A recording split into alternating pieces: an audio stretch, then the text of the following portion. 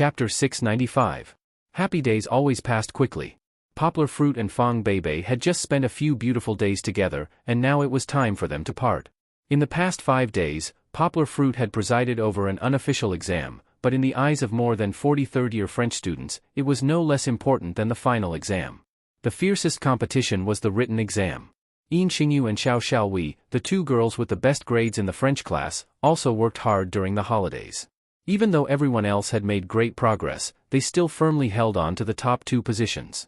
The competition was very fierce, and in the end, Yin Xingyu won with a gap of 1 point. Xiao Xiaowei was very unconvinced. She wanted to take back her spot in the oral exam. However, what surprised everyone was that the first place in the oral exam was not her, nor was it Yin Xingyu, nor was it one of the top students in the written exam. Xian Jing, the quiet girl with the same name as her, won the last place to go to Bali with her fluent French. Everyone was convinced that they lost. The gap was too big. Poplar Fruit knew the reason. This girl was very creative. At the end of the previous semester, she asked him about the way to practice oral English with foreigners online. Then, when everyone else was preparing for the written exam, she found another way and spent 3 months practicing oral English. Although her ranking in the written exam was a mess, even falling behind Wang Yuba, in the end, she was still the one who had the last laugh. Poplar Fruit felt that there was nothing to be scheming about. In society, there were many people who used rules to win. Being too straightforward would only lead to hitting a wall. Besides, good oral English itself was a sign of strength. Otherwise, why would there be separate oral and written exams? Although Poplar Fruit advocated the academic route, he was not a stubborn person. Students who were good at oral English were far more popular in the employment market than students who were good at writing. This was an indisputable fact, and Poplar Fruit knew it. Because this time, Poplar Fruit was using the name of Xinda translators, Poplar Fruit couldn't just let them enjoy the reputation and not do anything. Next, Poplar Fruit would ask Yao Dehua's secretary to guide Yin Xingyu and Xian Jing to apply for passports. The plane tickets would also be sent to them at the end of the month. On Yao Dehua's side, Pang Yu acted very quickly. Within a few days, he had discussed some details of the cooperation with Yao Dehua. After finalizing the details, he called Poplar Fruit to sign the contract. Poplar Fruit's muddle-headed trip had turned him into the owner of an unlicensed publishing house. Of course, this was only a matter of time. With Pang Yu's efficiency, Poplar Fruit believed that the publishing house would be ready before he returned in October. Boss Yang, haha, brother, I'll have to call you Boss Yang from now on. Yao Dehua teased him back then. Brother Yao, you're making fun of me again, aren't you? With our relationship, do you need to call me that? Poplar Fruit laughed as he retorted. Poplar Fruit was the boss. This was an indisputable fact. Of course, this wasn't the first time Poplar Fruit was the boss. Counting carefully, Poplar Fruit also owned shares in a few companies. The most important ones were Wanhe Tianyi and Ludong Zhuayue. Firstly, it was Wanhe Tianyi who starred in Unexpectedly. Poplar Fruit heard from Yaosho that they were preparing to release the first season of Unexpectedly in mid-September. It was said that they were copying American TV series and had already filmed a few episodes. Currently, they were filming the extended version of the Golden Week in October. After Unexpectedly became popular, the main actors also became famous. Zimo replaced Yaosho, who retired from management and became Wanhe's personal director. Baiku also received a few movie dubbing invitations. What made Poplar Fruit even happier was Che Injuan. The production team of a period comedy series in China contacted him for an audition. In the end, he got a supporting role in one fell swoop. Compared to how he was a year ago, he now had a bright future ahead of him. Not to mention the 2 recommendations from Blizzard, Ludong also received funding from Poplar Fruit. The development of IMMT was progressing rapidly. It was already in beta testing this month, and was expected to be released on Android and iOS in November. Poplar Fruit had a beta test account, but he didn't have time to play it, so he gave it to Song Jiwen, who was bored at work. According to Song Jiwen's feedback, the game was quite interesting. His colleagues also liked it, and Poplar Fruit had no choice but to help him get a few beta test accounts. Because he suddenly remembered, Poplar Fruit looked for Zheng Yujie to ask about his business, but was scolded by Zheng Yujie again. Other than the rich second generations, Poplar Fruit was probably the only person in the world who didn't do anything. He invested close to 10 million RMB, which was a huge sum of money, but didn't ask about it for a few months. What a weirdo. Poplar Fruit obviously didn't ignore it because he was lazy, but because he felt that professional matters should be left to the professionals, and he didn't want to mess up other people's plans. Moreover, he was already so busy with his own business, where would he find the time to manage a company far away in Beijing? Poplar Fruit could multitask, but he didn't have 3 heads and 6 arms, and definitely couldn't split himself into 2. On the campus, Yang Gua and Wang Yuba had been running around for a few days. They went to the relevant departments of the school several times and finally established their public welfare association. The club's name was Multidimensional Charity Teaching, and the meaning was, of course, their long-distance education. In order to further let everyone have a more intuitive understanding of their club, Poplar Fruit also asked Wang Yuba to add a small title under the club's name, Long Distance Education, Let the Mountain Children's Dreams Sail. Generally speaking, the establishment of a club was definitely not that simple. It definitely had to go through layers of approval from the school, and it would drag on for at least a month. Poplar Fruit felt that his application was quite smooth, and he knew that it must have been teacher Chen Zongdai who secretly gave him a call behind his back. Wang Yuba was still very helpful. He had been in university for 2 years, and he had a wide range of contacts. He also knew a lot of capable people. Under his persuasion, Poplar Fruit's club was established, and more than 10 students from different schools joined. If it weren't for Poplar Fruit's insistence that only students who were willing to invest in charity work, there would be more people joining. One had to know that these people weren't new students, and they had all trained in other clubs before. They would become the backbone of this charity club. Within the club, Poplar Fruit was the president, and Wang Yuba was the executive vice president. At first, Poplar Fruit wanted to be a hands-off manager again, and let Wang Yuba directly become the president. However, Wang Yuba said that this was against the rules, and Poplar Fruit had to carry the banner of multidimensional. Without him standing at the front as a spiritual support, even if Wang Yuba was good at dancing, he wouldn't be able to lead the club forward. Well, no matter what, the club was established, and Wang Yuba could lead it on the right track. The children in the Hmong village could also continue their lessons, and Poplar Fruit could be a little relieved. His story in Yangchang had come to an end. Next, Poplar Fruit would head to Bali to take on his next challenge. Chapter 696. At Charles de Gaulle International Airport in Bali, a Boeing 777 that had been flying in the air for 12 hours slowly landed with the sound of braking air. With the announcement in Chinese, French, and English, Poplar Fruit took off his blindfold and woke up Kiki, who was sitting next to him. Then, he started to pack his things and get ready to get off the plane. It felt like he had arrived in another world. Poplar Fruit carried Kiki and dragged his suitcase towards the exit. He could still hear the voices of many Chinese tourists around him. However, when he looked into the distance, he saw that most of the people were foreigners with white and black skin. In fact, Poplar Fruit was not unfamiliar with this experience. He had been to the United States before. He sighed because 12 hours ago, he was still reluctantly saying goodbye to Fang Beibei at the airport in Guangzhou. Now that he was standing in a foreign country, he was somewhat absent-minded. This was different from the last time he went abroad. Last time, Poplar Fruit went with a large team from Dongxin. He had his own people to take care of everything. When he was abroad, there were Chinese people to pick him up and serve him. This time, Old Man Ardil knew that Poplar Fruit's French was not worse than his, who was born and raised in France. Therefore, he did not find a Chinese translator for him. Even when they were going abroad, he only asked someone to send 2 plane tickets to Poplar Fruit and did not say anything else.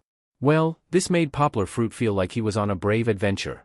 He had come to a completely foreign country, and now he had to explore it on his own. This was Poplar Fruit's initial thought. Ardil and Poplar Fruit were very close. Of course, he would not trick him. Poplar Fruit walked out of the security checkpoint and saw a big black man standing in the hall.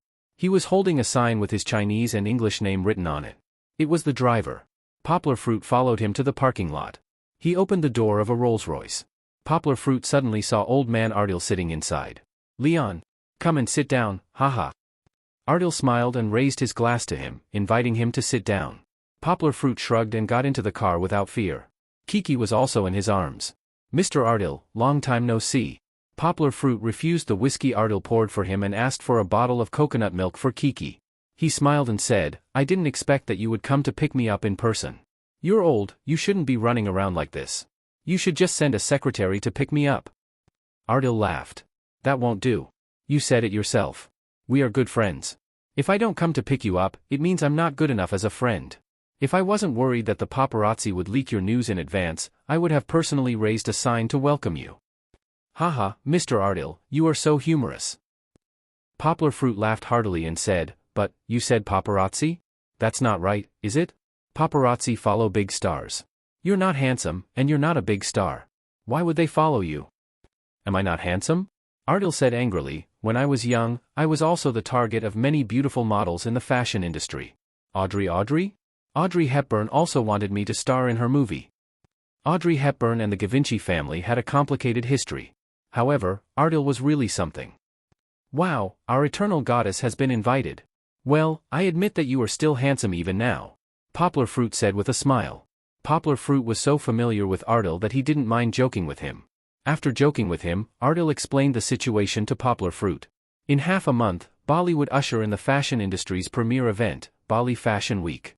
Every year at this time, stars and celebrities from all over the world, regardless of whether they were invited or not, would gather in Bali and strive to show their faces at this world-famous event.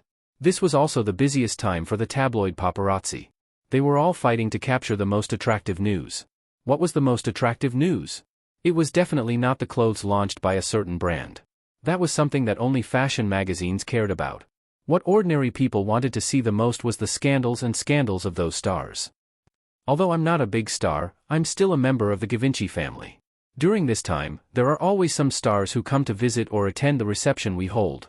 The paparazzi are watching closely, trying to find some gossip. Ardil didn't care much about gossip, but he wanted Poplar Fruit to be the Givenchy family's secret weapon this year. If he was exposed in advance, how could he keep the word secret? My little angel, do you still remember me? After chatting with Poplar Fruit, Ardil's interest switched to Kiki, who was staring at him with her big eyes. Kiki hadn't learned French for a long time, so she didn't quite understand Ardil's question. Poplar Fruit scratched his head. He had forgotten to let Kiki watch Papa Baba, a very famous French cartoon, at home to familiarize herself with French. Grandpa is asking if you remember him. Poplar Fruit translated to his daughter. Kiki released the straw, nodded, and said, Kiki remembers. Then you have to call him Grandpa? Do you remember what Dad taught you before? Poplar Fruit said with a smile, how do you say Grandpa's French? Chi-Chi thought seriously for a moment before asking hesitantly, Apu? That's Meow language. Halab machine. Kiki continued to guess. That's Korean. Poplar Fruit was confused. Kiki and Fong Bebe watched Korean variety shows and learned quite a bit of Korean, but why didn't she remember the French that he taught her? Grand. Poplar Fruit reminded her. Kiki's eyes lit up. She finally remembered. She called out in a clear voice, Grandpa Papa. Ardil laughed happily. What about greeting? Poplar Fruit asked. Bonjour, Grandpa Papa. Kiki spoke more and more fluently. Her language talent was really not inferior to Poplar Fruit's. Kiki's performance also made Ardil, who was already a grandfather, smile so much that his wrinkles stretched out. When they just arrived at Bali, although Ardil was anxious for Poplar Fruit to join the model training, he was still kind enough to send Poplar Fruit to the hotel first and let him rest for the night. The training would only start the next day. They stayed at the Shangri-La Bali Hotel, which was only 1 block away from the famous Champs-Élysées. Even if they went to the balcony on the other side of the hotel, they could still see the tall Eiffel Tower. Under the night sky, the Eiffel Tower was brightly lit, like a pagoda studded with diamonds. Of course, Poplar Fruit did not stay in the expensive room with the pagoda, but his room was not bad. There was a balcony where one could read and drink coffee leisurely. The sky blue carpet, wall cloth, and other decorations looked very comfortable. Even so, Poplar Fruit's room still cost more than 800 euros a night, which was more than 5,000 yuan in RMB. Givenchy was really rich. Chapter 697. Baby, I arrived last night.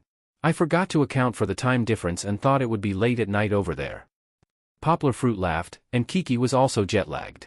She woke up several times in the middle of the night and kept her company.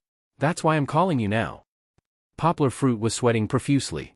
While talking on the phone, he pushed open the door of the gym and walked out. He almost bumped into a foreign woman with dark brown hair. I'm sorry. Poplar Fruit quickly apologized to her, but he didn't care. He nodded and continued to talk to Fong Bebe on the phone while leaving. No, I was just apologizing to someone. I was talking to you and almost bumped into a foreigner. Haha, I saw that Kiki was asleep, so I ran out of the gym to play. Let me tell you, the hotel's gym. Poplar Fruit was immersed in his own world. He didn't know that the person he almost bumped into was still looking at him strangely. Charlotte? Kasiragi, a beautiful woman with dark green eyes. Unfortunately, she was completely ignored by Poplar Fruit just now. She had an extraordinary identity, that was, the sixth heir to the throne of Monaco. In other words, everyone could call her princess.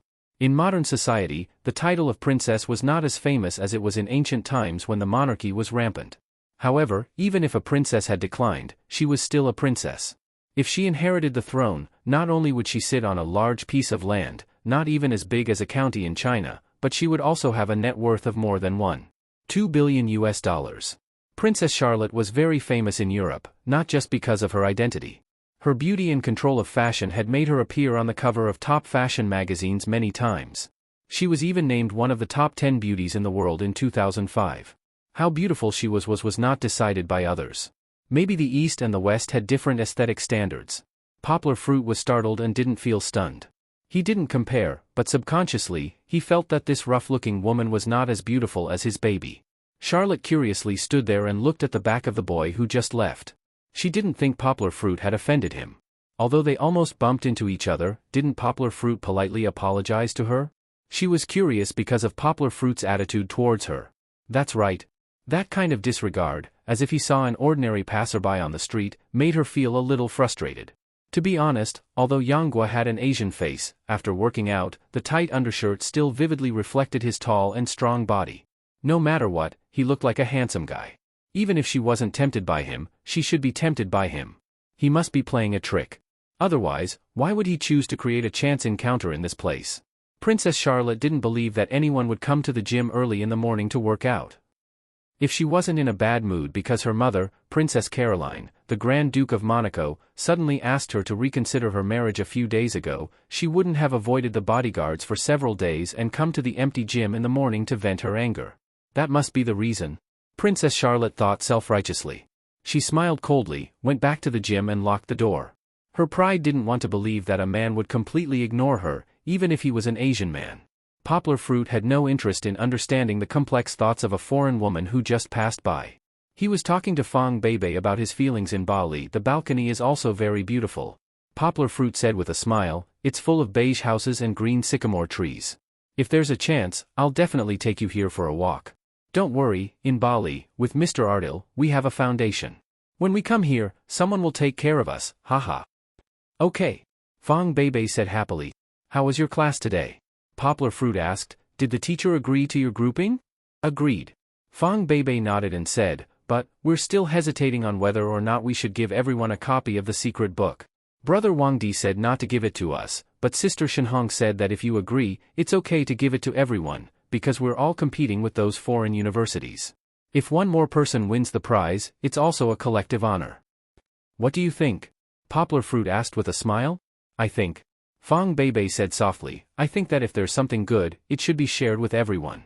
Last year, several brothers won the prize and stood up to tell us some of their experiences in preparing for the war. They didn't hide anything. Poplar Fruit laughed and said, our baby is a good person. Well, you can show it to the teacher and ask him to give each team a copy. This secret book is not a big secret. As long as you put your mind to it, others can also do it. Yes. Fong Beibei smiled and said, I'm worried about your opinion.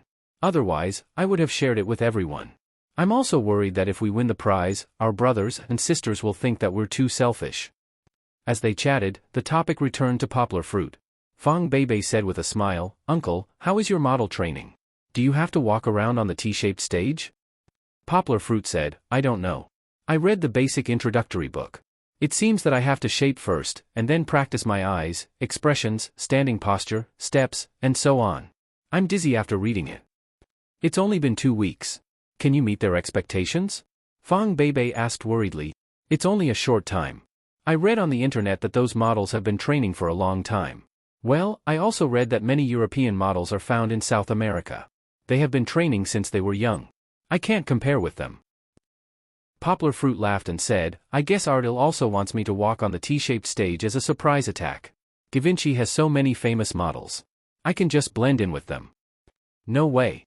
Fong Beibei waved her small fist and said unhappily, Uncle, since you're going to be on the stage, you have to do your best. You can't let others look down on you, and you can't look down on our country. He didn't know that she was a little angry. In fact, Fong Beibei was reluctant to leave Poplar Fruit. She talked to Poplar Fruit for an hour and 35 minutes, which broke the record for the longest conversation between two people. If Kiki hadn't woken up, Poplar Fruit would have continued to talk to her. After hanging up the hot phone, Poplar Fruit smiled slightly. In fact, he almost couldn't help but tell Fong Beibei that he would go to the United States to see her, but he held back the words. It would be boring to say it out loud. He had to leave it as a surprise. Chapter 698.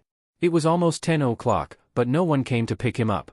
Poplar Fruit wore his sunglasses and sat on the balcony, enjoying the cool breeze, leisurely drinking the oolong tea delivered by the hotel. Kiki also imitated her father, wearing the beautiful sunglasses she bought at the airport, lying on the comfortable sofa with her legs crossed. Her posture was very enchanting. Can training really be so leisurely? Poplar Fruit's heart flashed a trace of doubt. Knock, knock, knock. Just when Poplar Fruit thought he could enjoy leisurely, his fantasy was shattered like a mirror by a series of knocks on the door. He opened the door and saw that it was the black driver from yesterday. He stood at the door and said without a smile, "Mr. Leon, we're leaving." Poplar Fruit patted Kiki, who was hiding behind him timidly. He knew yesterday that this guy really had facial paralysis, and no matter what he said, his feelings wouldn't change. So Poplar Fruit didn't exchange greetings with him. He just smiled and said, "Okay, I'll pack." There was nothing to pack. Yesterday, he heard that Poplar Fruit packed some children's products for Kiki and an iPad for Kiki to pass the time. Then he took his daughter and walked out with the black driver. The elevator went downstairs and stopped on the 5th floor. When the elevator door opened, Poplar Fruit saw the woman he met in the morning at the entrance of the gym. However, this time, there were 2 bodyguards in black suits beside the other party. Each of them was a tall and sturdy white man. They were also wearing headphones for communication. They looked at Yanghua and the others with extremely fierce eyes. "She's not easy to deal with," Poplar Fruit muttered in his heart. However, he had nothing to fear. Instead, he smiled and nodded at the woman in a friendly manner. He didn't talk to her, mainly because the 2 bodyguards' defensive appearance was a bit uncomfortable. Originally, the 2 bodyguards saw that there were 2 people in the elevator. Kiki was too small to be a threat, and planned to let them go down first. Even though the elevator was huge, they would wait for the next one. However, Princess Charlotte surprised them by saying, "Let's sit here." Then, she led the way in. They had no choice but to follow. Princess Charlotte spoke in Italian. She was fluent in French, Italian, and English, and also spoke a bit of German. In the morning, she heard Poplar Fruit speak French very well, so she changed to Italian, thinking that Poplar Fruit wouldn't understand her conversation with the bodyguards. Yanghua looked at her in surprise. Of course, he could understand Italian and misunderstood. He thought that his apology in the morning was in vain because the other party was an Italian. He hesitated whether to apologize again, but he felt that it was a bit abrupt. Moreover, the other party's bodyguards were still staring at him. Poplar Fruit chuckled, shook his head slightly, and became silent. He didn't think about Princess Charlotte anymore. Instead, he whispered a few words to Kiki, and then followed Brother Hay out of the elevator. Princess Charlotte was actually secretly sizing up Poplar Fruit and his daughter in the elevator. At first, she thought that this chance encounter was created by this Asian man, and that delicate my daughter might be a prop he used to confuse her. After having her suspicions, Princess Charlotte couldn't suppress her curiosity and secretly looked at Yanghua and the others. Slowly, Princess Charlotte's thoughts started to waver. It doesn't seem to be an act? Princess Charlotte felt that the way Yanghua and the little girl were secretly whispering and exchanging glances was very heartwarming. It felt like a real father and daughter pair. Could it be that I'm mistaken? Some people said that there were 2 most beautiful moments in a woman's life. One was the happy moment when she put on a wedding dress for the first time, and the other was the happy smile when she held the baby she had carried for 10 months from the doctor's hands. In fact, it was the same for men. When he showed his fatherly side, his charm would also increase. Although Poplar Fruit's fashion sense made Princess Charlotte feel like she couldn't criticize him, and his messy hairstyle, it couldn't be helped. Poplar Fruit's hair had never been cut since it grew out. Ardell was worried that those unprofessional hairdressers in China would destroy the plasticity of Poplar Fruit's hair. It made Princess Charlotte feel like this man was from the countryside. But the smile between him and Chi-Chi made him radiate charm all over the place. Princess Charlotte had seen a lot of handsome men, stylish men, and even men in high positions, but Poplar Fruit gave her a charm of contrast that she had never felt before. He was obviously very young, but very mature. The seed of curiosity began to be planted in Princess Charlotte's heart. This wasn't love, because Poplar Fruit's oriental face wasn't her type. But this didn't hinder her desire to know. She really wanted to know what kind of secret was hidden behind such a man. Poplar Fruit didn't know. When the elevator opened, he politely gestured for the lady to go first. However, as professional bodyguards hired by the royal family, the 2 strong white men wouldn't allow the princess to show her back to 2 strangers. They coldly looked at Poplar Fruit, motionless, and even stopped Princess Charlotte from going forward. The atmosphere suddenly became cold. Kiki felt the change in the atmosphere and fearfully hugged Poplar Fruit's neck. For her, there was no safer place in the world than by her father's side. At this time, Brother Hay, who had been expressionless, said, "Sir, let's go." Although he was asking for instructions, Brother Hay walked out of the elevator first and then turned to wait for him, as if to say, "Don't dawdle, just follow me." Poplar Fruit looked at him in confusion, but he also felt the hostility of the two strong white men. Shrugging, Poplar Fruit and Brother Hay walked out of the elevator. They didn't greet each other, they were just strangers who met by chance, and Poplar Fruit and Brother Hay walked to the entrance of the hotel. Princess Charlotte looked at the two bodyguards with some displeasure. These two were sent by the royal family and were loyal guards of the Moroccan royal family. It was just that they were a little pedantic. For some non-existent dangers, they repeatedly overstepped their boundaries and interfered with her freedom. When they walked out of the door, Princess Charlotte looked around and found that Poplar Fruit got into a black Rolls-Royce and drove off in a few seconds. She was still thinking about whether to apologize to the Asian man for the rudeness of her bodyguards, but in the end, he didn't seem to care at all. Really? Princess Charlotte looked at the two bodyguards with displeasure and vented her anger on them. Her Bentley soon arrived. The moment Princess Charlotte got into the car, she heard the conversation between one of the bodyguards and the headset. "Ardil? Mr. Givenchy's car? Got it, okay." The bodyguard seemed to be relieved. Since it was a guest of a big shot, he could be a little relieved. "Givenchy's people? Model? Doesn't look like it. Interesting." Princess Charlotte smiled slightly and subconsciously touched the Gucci bag in her hand. She was a part-time model for Gucci. Chapter 699. The training place was in the Givenchy mansion on the Champs-Élysées. However, Black was taking Poplar Fruit to Ardil's villa first. At noon, Ardil was going to have lunch with Poplar Fruit. Ardil's villa was in the outskirts of Bali, near the 15th district of Montrouge. It was too far away from the training place. That was why Ardil didn't let Poplar Fruit stay in his villa. "Mr. Ardil, your villa is very beautiful." Poplar Fruit was full of praise. He also threw out a lot of modifiers he learned from French medieval novels, which made Ardil, who had a classical education, feel very comfortable. "Haha, Leon, you really know how to talk. If there's a chance, I will definitely invite you to visit my big manor in Normandy. There are large grasslands and beautiful fruit trees. You will see real beauty there. Of course, it's a pity that you can't drink. Otherwise, you can taste the grape wine that I made myself." Ardil waved his hands and said happily, "I'm looking forward to the opportunity to accept your invitation." Poplar Fruit said with a smile. "Today's arrangement is like this." Ardil's mind jumped quickly. "In the afternoon, I will ask a hairstylist and a makeup artist to do your hair and makeup. This may take a long time. I have a banquet to attend in the evening. But it doesn't matter. My housekeeper will arrange everything. Tomorrow, I will ask Renaud, Black's driver, to take you to the mansion for training. I have already arranged everything. You need to spend more time learning," Ardil said with a smile. "No problem." Poplar Fruit nodded and said, "But I hope my daughter can watch. I don't feel comfortable leaving her in the hotel." "Haha, of course, no problem. I have already prepared a life assistant for you. She will help take care of your lovely little angel during your training." Ardil laughed. He took a small box from the housekeeper and said with a smile, "I was so busy with work that I forgot that this gift is for our lovely little angel." Poplar Fruit did not refuse this time. He knew that in the eyes of foreigners, gifts represented friendship and other feelings. It was normal for friends to give each other gifts. If he did not accept it, it would be too estranged. The necklace that Ardil gave to Kiki was a black velvet necklace. It looked a bit like the necklace that Natalie wore in Lyon, the Killer. However, this necklace didn't have the little sun pendant, and it seemed to be made of high-end materials. The velvet felt very delicate and comfortable to the touch, and the patterned buckle was golden. When Lidu touched the Poplar Fruit, it didn't seem to be gilded, but was actually made of gold. "Kiki, come, this is a gift from Grandpa." Poplar Fruit squatted down and put it on Kiki with a smile. He didn't like to let Kiki wear those jewelry because he felt that it would damage Kiki's delicate skin, but this beautiful velvet necklace was still very close to her skin.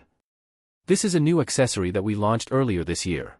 I specially asked the designer to redesign it according to the shape of a girl's neck. Lovely little angels will like it," Ardil said with a smile. Kiki really liked it. She touched the small necklace around her neck and wished she could find a mirror to look at it. Poplar Fruit smiled and touched her little head, saying, "Kiki wants to say thank you to Grandpa. How do you say thank you?" "Merci." Kiki bowed to Ardil obediently. Ardil was very pleased and smiled from ear to ear. "Leon, your daughter has inherited your excellent language talent. She speaks French very well. Indeed, although Kiki only knew a few words of French, her pronunciation was very standard, which made the few French people present feel very comfortable. Come, my lovely little angel, let me introduce you. This is my little granddaughter, Luo Danny Ardil. Ardil pulled out his little granddaughter, who was hiding behind the door and peeking, and planned to introduce a playmate to Kiki. She is 8 years old this year. Haha, she is 6 years older than your daughter. Although Luo Danny was 6 years older than Kiki, looking at her shy appearance, she was not as bold as Kiki. Poplar Fruit also pushed Kiki out and helped her translate Ardil's words. Then he said with a smile, Kiki, say hello to your sister in French. Kiki stepped back and leaned on her father. She touched her father's fingers and whispered, but Kiki doesn't know how to say it. Poplar Fruit taught her word by word, and Kiki soon grasped it. Although she was also a little shy, she still plucked up the courage to say hello to the little sister in the beautiful dress. Luo Danny's face was red. She hid behind Ardil and watched. At first, the two children were a little strange. They looked at each other and didn't know how to communicate. But after all, they were children. After a while, they quietly sat together. When Poplar Fruit and Ardil chatted for a while, they were already dancing and chatting together. The language barrier was really not a problem. Chi-Chi could speak some simple English, and Luo Danny could also speak some simple English. With the addition of body language, the two of them were able to communicate with each other. Especially Kiki, she was a little strange with people she didn't know well, but once she got familiar with them, she would become a chatterbox, chatting with her friends about all kinds of interesting topics. Of course, Poplar Fruit and Ardil sounded a little childish. Kiki had a very strong affinity. Even children with strong psychological defenses were inexplicably close to Kiki. Luo Danny was the same. Ardil was surprised to see that his little granddaughter, who was usually timid and introverted, actually took the initiative to invite Kiki to her room to see her collection of Barbie dolls. Leon, I have to say, you are amazing, and so is your daughter, Ardil said with emotion. The reason why he said this was because after working with Yanghua in Yangcheng for a period of time, when he returned to France, he still felt that his ideas were gushing out like a fountain. His creative ideas were endless, as if he was under a spell. Meeting Poplar Fruit was like the biggest turning point in his life, although he was a little old, and also the beginning of his good luck. There was news from the top management of Givenchy that the chief designer, Mr. Ricardo, intended to train him as his successor. How could Ardil, who loved design so much, not be overjoyed?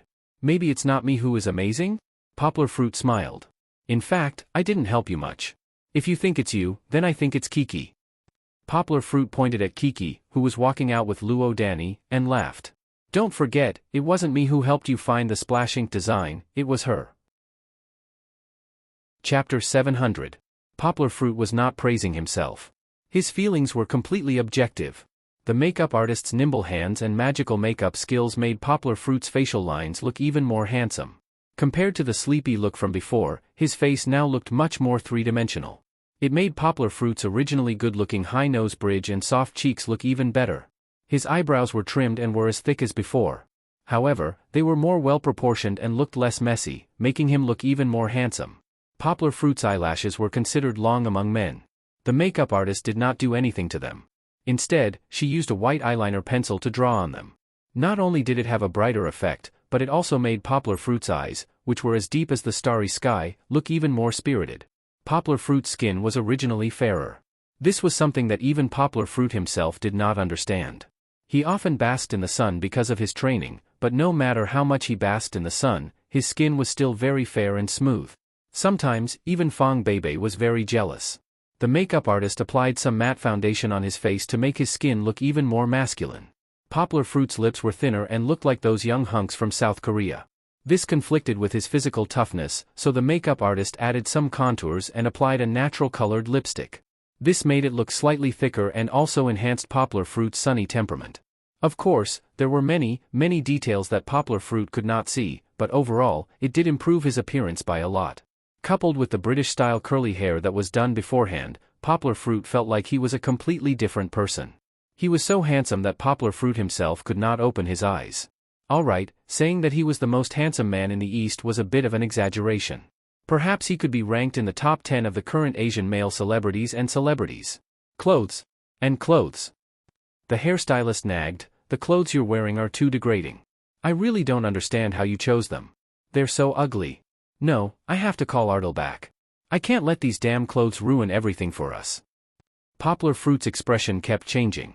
He really wanted to punch him. Although the clothes he was wearing weren't branded goods, they were personally picked for him by Fong Beibei online. How dare you slander Bao Bao's feelings? You're courting death. However, the hairstylist ignored Poplar Fruit's murderous glare. He took out his phone and was about to call Ardil. What kind of clothes did he prepare for Leon? All right. You're so stupid. The makeup artist poked the hairstylist's head with his right index finger and said, Ardil is now attending the Louvre Festival. Why are you bothering him? Besides, we just want to see the effect. We don't need any special costumes. Suits are the most suitable for men. Ardil's villa definitely doesn't lack Givenchy suits.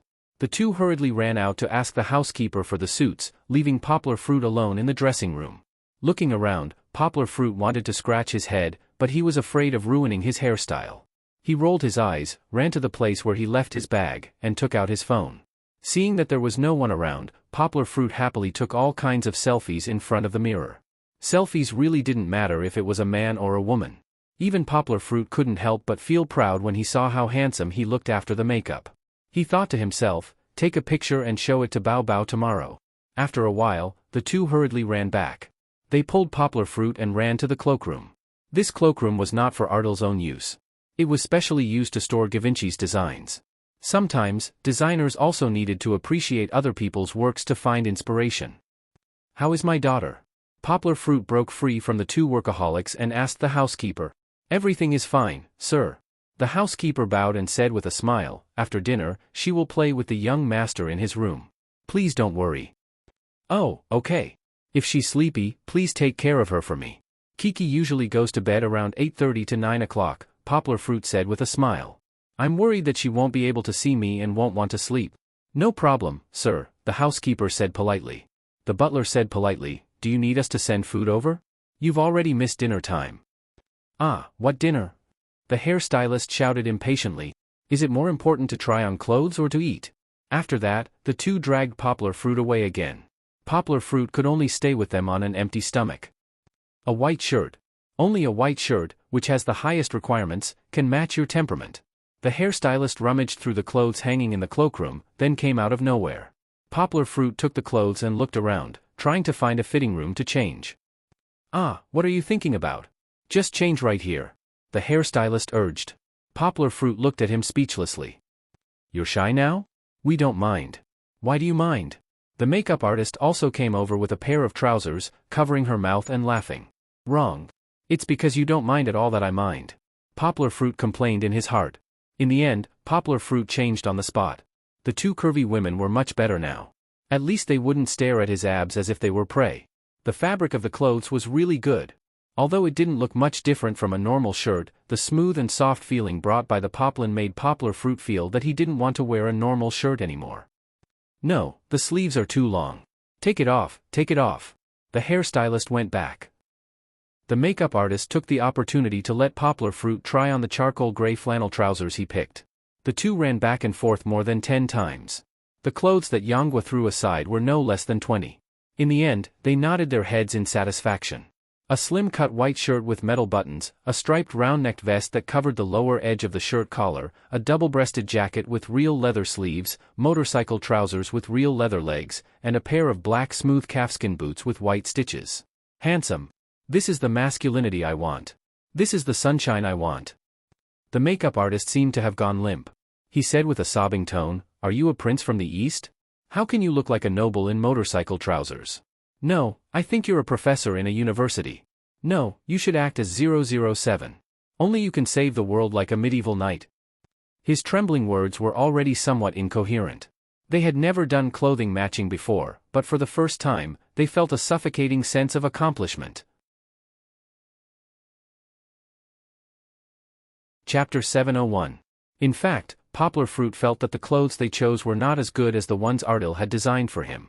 The Chinese-style clothes designed by Ardil might be more compatible with his temperament, but Poplar Fruit did not say it out loud. Poplar Fruit was also a little happy to wear the clothes they chose. This was a new experience. He rarely wore such leather pants and boots, nor did he try on such a trench coat, which was generally popular in the West. The moment he looked in the mirror, he had the illusion that he was born and raised in the West. In terms of the British style, he really had the temperament of a prince. Although Poplar Fruit preferred the Chinese style of bookishness, it did not mean that Poplar Fruit did not like to transform into a prince. Even if he was an uncle, he still had the heart to cosplay. Poplar Fruit was very happy to spend another half an hour with them to take the final makeup photos. He also asked them for 2 photos to save in his mobile phone. Perhaps, including the 2 mischievous twigs, they did not know how the final makeup photos they took today would affect Givenchy's choice later. They were so hungry that they did not have the energy to think anymore. No. Under the groaning of the makeup artist, Yang Gui used makeup remover to remove the results of his over an hour of hard work. Let's go eat. How can we eat with such heavy makeup?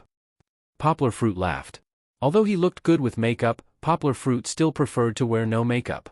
Unless it was for training or going on stage, Poplar Fruit felt that it was best to keep his original appearance. My hair. The hairstylist shouted, pointing at Poplar Fruit's head. Don't worry, Poplar Fruit shrugged and smiled. I won't touch your hair. I hope it won't be messed up when I wake up tomorrow.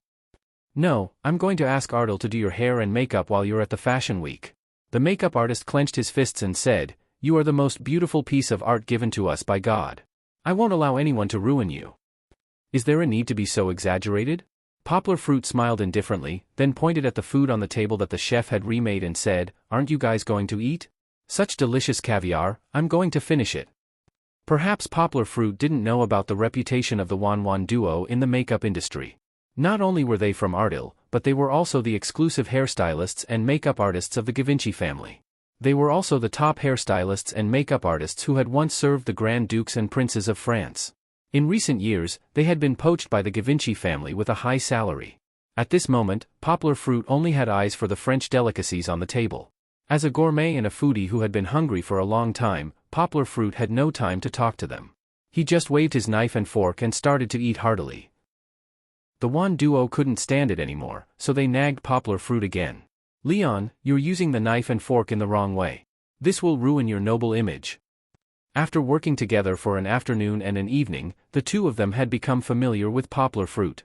In fact, the two of them were not easy to make friends with. Even when they were serving the nobles, if they didn't like it, they wouldn't hesitate to give up their responsibilities. The fact that they could be so close to Poplar Fruit could only be said to be because of the unpolished jade that was Poplar Fruit. They couldn't wait to stare at Poplar Fruit all the time to make him more perfect. Let's eat, let's eat. Let's eat first. I'm starving. Poplar Fruit said impatiently as he ate the steak with traces of blood. It wasn't that Poplar Fruit didn't want to learn, but there was an old saying in China, don't talk when eating, don't talk when sleeping. Eating was eating, so why was there so much attention and nonsense? After the meal, Poplar Fruit seriously learned how to eat Western food elegantly from them. Poplar Fruit learned very quickly. After all, Poplar Fruit's ability to control his body had reached a very fine level. Although he couldn't do it as easily as a real noble, he could imitate it very well. The makeup artist and hairstylist were full of praise for him. He had learned another pretentious skill. That was what Poplar Fruit thought in his heart. It was really useless. He couldn't put his elbows on the table, couldn't point his knife outwards when using it, and had to put down his knife and fork in the shape of an 8 when eating. These rules were completely. Other than looking good, there was no practicality at all. Anyway, when Poplar Fruit ate, he didn't think about how to be elegant. What he wanted was comfort and freedom. There was no point in throwing away the watermelon and picking up sesame seeds. When he went to find Kiki, there was a small incident. According to the housekeeper, Kiki and Luo Danny, my daughter, were having too much fun in Luo Danny's princess room. They were so tired that they fell asleep at 9:30. Due to etiquette, Poplar Fruit was not allowed to enter Luo Danny's room. Poplar Fruit had to be blocked outside the door. He looked at the housekeeper helplessly and said, Well, then I'll have to trouble you to take my daughter out. I'm going to take her back to the hotel. Master Ardell has told us that you can stay here for the night and go back tomorrow.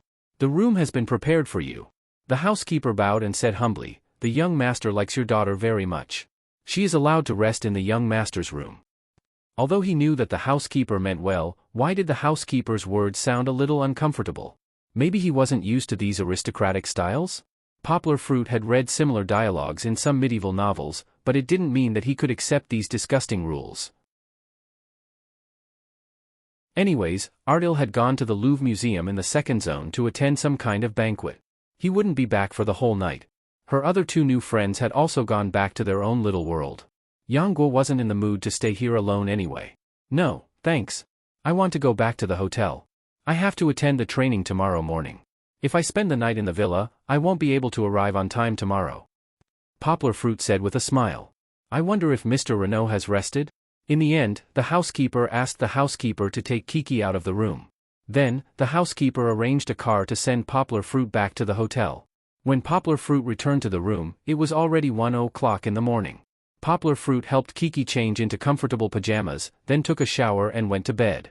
Today, it took him so long just to take a photo. Even though Poplar Fruit had a strong physique, he still felt a little tired. It seemed that becoming an international supermodel wasn't as easy as he thought. Poplar Fruit rested his head on a soft goose feather pillow, looked up at the blue ceiling, and thought quietly. There would only be more challenges in the future. Could Poplar Fruit hold on? Chapter 702. Shangri-La was worthy of being a world-famous high-end hotel. Its gym facilities were very complete, and there was even a specially designed area for guests to practice yoga.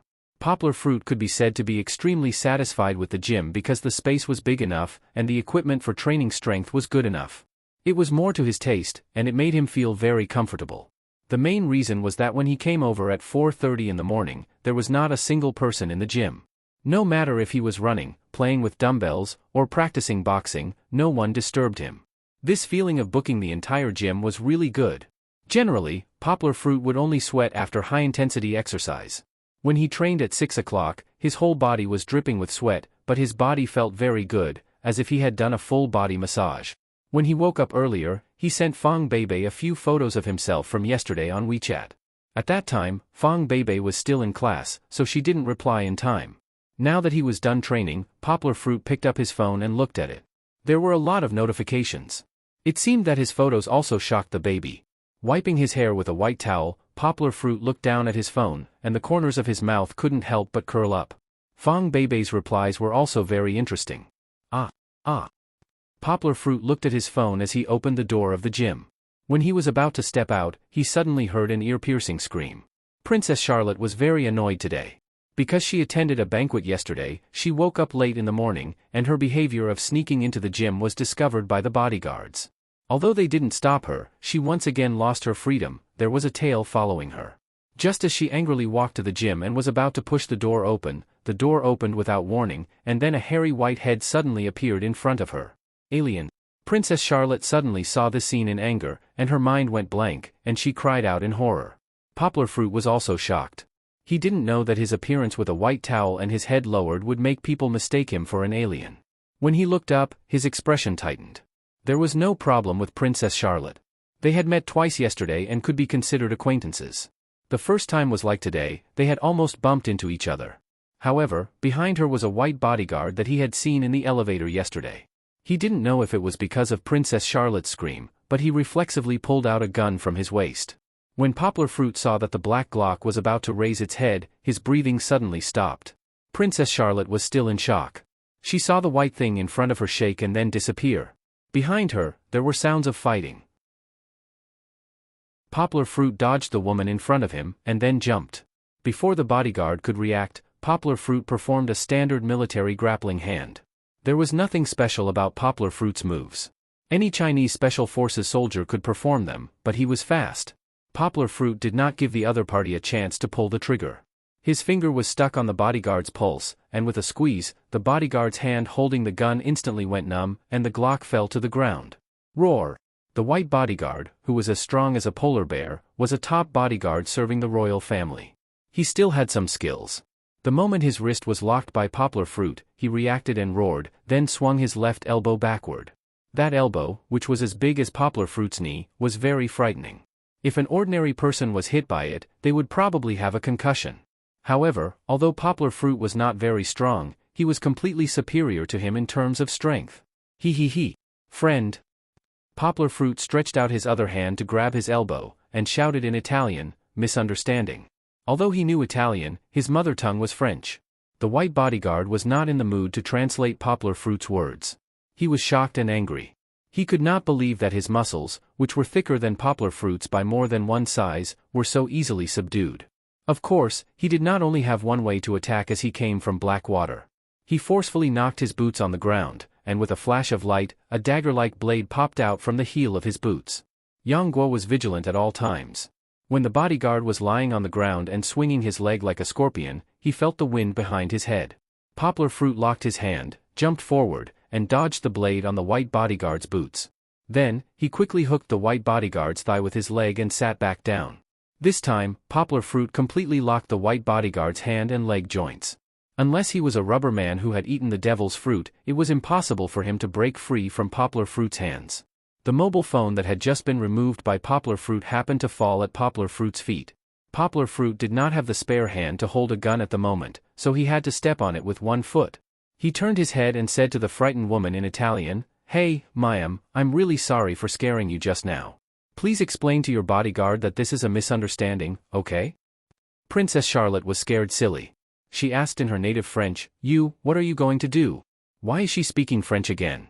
Poplar Fruit was confused by her. He shook his head and explained in French, "I don't want to do anything. This is a misunderstanding. Your bodyguard is overreacting. Let him go." Princess Charlotte still looked at Poplar Fruit with some fear. She recognized Poplar Fruit at this time, but she still could not believe her eyes. How could that weak Asian man subdue her bodyguard so easily? Okay. Poplar Fruit shrugged his shoulders. He also felt that the bodyguard in his hand was not resisting so much, so he patted him on the shoulder and stood aside. He did not forget the pistol. When he got up again, he picked it up in his hand. The white bodyguard got up and twisted his sore joints, but when he saw Poplar Fruit holding the gun he had just dropped, his face suddenly changed. "Princess, be careful." The bodyguard appeared in front of Princess Charlotte in a flash. With his huge body, he immediately covered her completely. "Princess?" Poplar Fruit thought he heard wrong. "Don't be nervous." He smiled, and his hands moved quickly. With 2 clicks, the magazine of the Glock in his hand was removed. Even the bullet that was stuck in the chamber of the gun was removed by him. Resisting the urge to completely dismember it, Poplar Fruit tilted the muzzle to the ground and handed it back to the bodyguard. At this time, the tense atmosphere eased. "Madam, I'm sorry for my rudeness." Poplar Fruit saw that the bodyguard was still wary of him, so he did not want to talk more. He lowered his head and picked up the towel and phone he threw on the ground, smiled, and left. Chapter 703. Princess, I'm sorry, it's my fault. After Poplar Fruit left, the white bodyguard realized that his back was drenched in sweat. He apologized to Princess Charlotte in shame. Princess Charlotte was still in a daze as she looked in the direction Yanghua left. She frowned and asked, "Who do you think he is?" "Who is he?" The white bodyguard named Adai thought of Yanghua's terrifying skills. He didn't have the ability to resist at all, and he was familiar with guns. He couldn't even see how Yanghua had pulled out the bullet. He said seriously, "He is a dangerous person. He's also an interesting person, right?" Princess Charlotte didn't say it out loud. She thought about the 3 times she had met Poplar Fruit. He changed his hairstyle? He's not as sloppy as before. I didn't see him clearly. Did he get into Mr. Givenchy's car yesterday?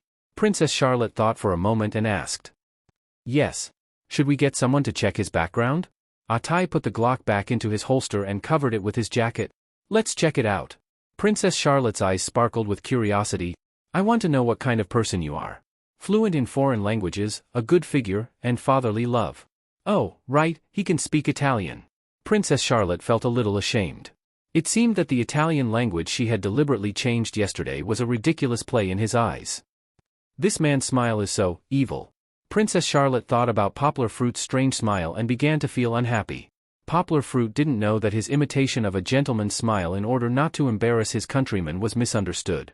He also didn't know that he had almost had a conflict with the princess of a country. He didn't have time to deal with this foreign woman. He quickly took his phone and went back to his room to call Fong Beibei. Fortunately, the hotel was carpeted, so the phone didn't break when he threw it away in a hurry. Just now, Fong Beibei sent a lot of exclamation marks, and then she blurted out nicknames like Uncle Sherlock, Uncle Schumacher, and so on. She even sent a voice message with a smile, saying that even if Yanghua cosplayed, he would not be as handsome as him. Poplar Fruit was so angry that he wanted to fly back to China and give her 2 slaps on the head. Of course, this was only a small joke between the two. After the call, they chatted affectionately. Uncle is so handsome with makeup. What should I do? Fong Beibei sighed. I feel ashamed standing next to you. Idiot, what are you talking about? Poplar Fruit laughed. No matter how handsome I am, it's just makeup. That's not the real me. Besides, our baby is the beautiful one.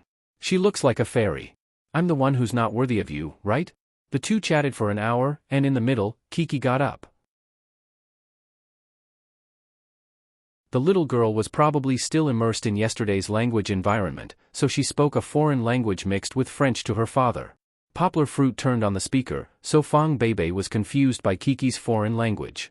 If Kiki's voice was not clear and pleasant, Fong Beibei might have thought that Poplar Fruit was hiding a mistress in a golden house. This time, Poplar Fruit didn't go downstairs to eat breakfast. Instead, he asked someone to send it to the room. Kiki was not used to Western food, so Poplar Fruit gave her a spaghetti. After eating it, Kiki was no longer interested. "Papa," Sister Luo Danny said. Kiki was drinking milk, and from time to time, she would share with her father the interesting things that my daughter and Luo Danny played together yesterday. Although from an adult's point of view, Kiki's words were very childish, and even funny, Poplar Fruit still responded eagerly. "Kiki, do you want to learn French?" Poplar Fruit said with a smile. "Sister Luo Danny's native language is French. It's still difficult for you to communicate with her in English." Kiki looked at her father in confusion. For Kiki, what Poplar Fruit said just now was a bit difficult to understand. Poplar Fruit smiled and said, "It's just like you and Brother Xiong Anchuan. If you can't speak Miao language, you can't talk to Brother Xiong Anchuan." But, I can talk to Sister Luo Danny." Kiki scratched her head and said in confusion, "It's not the same." Poplar Fruit smiled and said, "Brother Xiaofeng can also speak Mandarin, but he still prefers to speak Miao language." "Oh." Kiki nodded. She understood and said with some expectation, "Kiki also wants to learn French." Sister Luo Danny said that she wants to teach Kiki to sing. "Then Dad will speak French with you in Bali. You said you wanted to learn." Poplar Fruit said with a smile. "But Kiki doesn't know how to speak? I don't understand what Dad is saying." Kiki said with some frustration.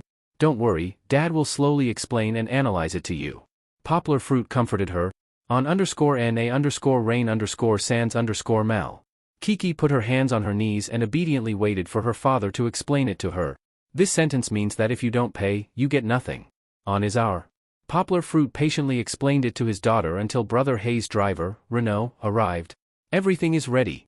Let's go." Poplar Fruit was carrying a small backpack with one hand and holding Kiki's little hand with the other hand. He smiled at Brother Hay and Renault. He didn't look like he was going to attend a training session. Instead, he looked more like he was sending his daughter to kindergarten. Today, Poplar Fruit still didn't wear any makeup. Even the hair that he had permed yesterday was only casually brushed after washing it. However, he paid special attention to Kiki's dressing. Not only did he comb her hair into a beautiful ponytail, but he also put on a pink, beige cat t-shirt and denim shorts. She looked like a lively and cute tomboy. This was also chosen by Fong Beibei. She said that Poplar Fruit was a rough man and it didn't matter what he chose, but Kiki couldn't be looked down upon outside. Poplar Fruit agreed.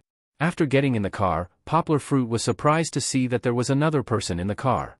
He had seen her before. It was the manager of Givenchy in Beijing, Fong Min. This was the second time that Poplar Fruit had seen Fong Min, but he still recognized her at a glance. "Fong Min? Why are you here?" Poplar Fruit laughed. It was not easy to meet an acquaintance in a foreign country. "I'm here to be your assistant," Fong Min said with a smile. She looked at Poplar Fruit with a complicated expression. She didn't expect that Poplar Fruit, who looked like he was living off Miss Zhang, would be so favored by Ardil. "Aren't you?" Poplar Fruit asked in confusion. "Yes, I was temporarily transferred to Bali to serve you." Fong Min smiled generously. "It's my honor and opportunity. If I didn't know you at that time, I wouldn't have had the chance to come to the headquarters to learn. This time, I'm directly responsible for you and Mr. Ardil." Chapter 704. Poplar Fruit was pleasantly surprised by Fong Min's arrival. Although he hadn't officially started training, he could guess that he would be very busy in the future. Kiki needed someone to take care of her. Poplar Fruit didn't need to be distracted by someone he knew to take care of her. That was not the only benefit of having an assistant. Renault drove them to Givenchy's clubhouse on the Champs-Élysées and left without saying a word. As Poplar Fruit was confused, Fong Min walked in front of him and smiled. "Poplar Fruit, come with me." She had arrived half a month ago and had been staying in the clubhouse to learn about the training ground and the details. With her leading the way, Poplar Fruit smoothly arrived at the training ground behind the clubhouse. The clubhouse building had 10 floors. The first 5 floors were obviously luxurious places for exhibitions, shopping, and food. The 6th floor was the storage area, and the 7th floor was the studio. The 8th floor was reserved for designers and tailors, although they were not there most of the time. The top 2 floors were used for model training and fitting. In addition to the Bali Fashion Week, Givenchy held 1 or 2 shows in the clubhouse almost every week. After all, the Champs-Élysées received countless tourists from all over the world every day. The atmosphere of the show would stimulate the tourists' desire to buy. As the Bali Fashion Week approached, the training ground on the 2 floors became more lively. When Poplar Fruit followed Fong Min upstairs, he opened the door and saw many tall models walking around inside. Each of them was surrounded by many assistants who were busy touching up their makeup, fanning them, and turning on the lights. Fong Min was the only one here, which seemed a little shabby. Of course, Poplar Fruit didn't care. He was still looking left and right excitedly to observe the other models. Fong Min turned her head and comforted him in a low voice. Poplar Fruit, don't worry too much. These models have agencies and are already famous international models. It's normal for them to have many assistants. You've just stepped into this circle. When you become famous, you won't be any worse than them. Poplar Fruit smiled. In fact, he was not interested in stepping into this circle, nor was he competitive. However, he was still a little curious. He asked Fong Min, "You said that those assistants were brought here by themselves? Didn't they say that the organizer would provide a makeup artist? There are almost 100 models. No matter how rich the company is, it's impossible to provide a professional makeup artist for each of them." Fong Min smiled faintly. "It's like this. Usually, there are 5 or 6 makeup artists stationed here. The models that the management company doesn't take a fancy to are all done by them. However, as you can see over there, you have to wait in line. If you sweat in the middle of the process, no one will touch up your makeup unless the instructor can't stand it and instructs a makeup artist to cut the queue and touch up your makeup. Besides, these makeup artists aren't the best. Their skills are a little lacking. Furthermore, there are so many people queuing up. The speed is fast, and the quality can't keep up. If they want to perform better during this period, they might as well use the people they brought here themselves." Fong Min pointed to the supermodels who were surrounded like little emperors and said, "If they can get the opportunity to appear in the main show, they will definitely make more money in the next year. It's not a big deal to invest a little now. However, Poplar Fruit, you don't have to worry. You are the most special one. Mr. Ardle trusts you very much.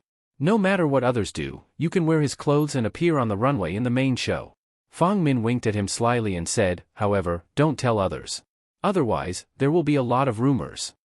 Poplar Fruit was stunned for a moment. He nodded silently. It wasn't that he was moved. For him, appearing in the main show of the Fashion Week was no different from taking a teacher's class. Poplar Fruit didn't expect Ardle to trust him so much. This made Poplar Fruit feel more pressure on his shoulders. He had to work harder. He couldn't let his friend lose face. "Poplar Fruit, be careful when you talk later." Fong Min saw a bald man coming from afar. She lowered her voice and said to Poplar Fruit, "I'll introduce you to the deputy director later." Poplar Fruit looked around and whispered, "That's not a good idea, is it? There are so many people watching."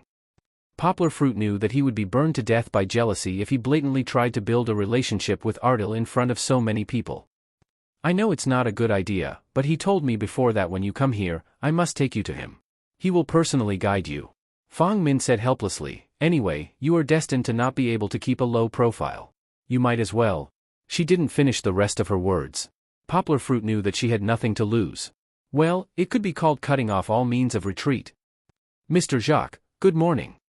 Fong Min walked up with a smile and greeted the bald man. "Leon is here today. This is Leon. Leon, this is Mr. Jacques, who is also your instructor." "Mr. Jacques, hello." Poplar Fruit's sixth sense was very strong. In an instant, he felt the burning eyes and malicious glances around him. He frowned slightly and pulled Kiki slightly behind him, using his body to block other people's scrutiny. Fong Min spoke in English because she was still not very fluent in the French she had learned. However, Jacques' reply was indeed in perfect French. His sharp eyes turned from Fong Min to Poplar Fruit's face, and he scolded unceremoniously, "You're a big shot, aren't you? Everyone came early.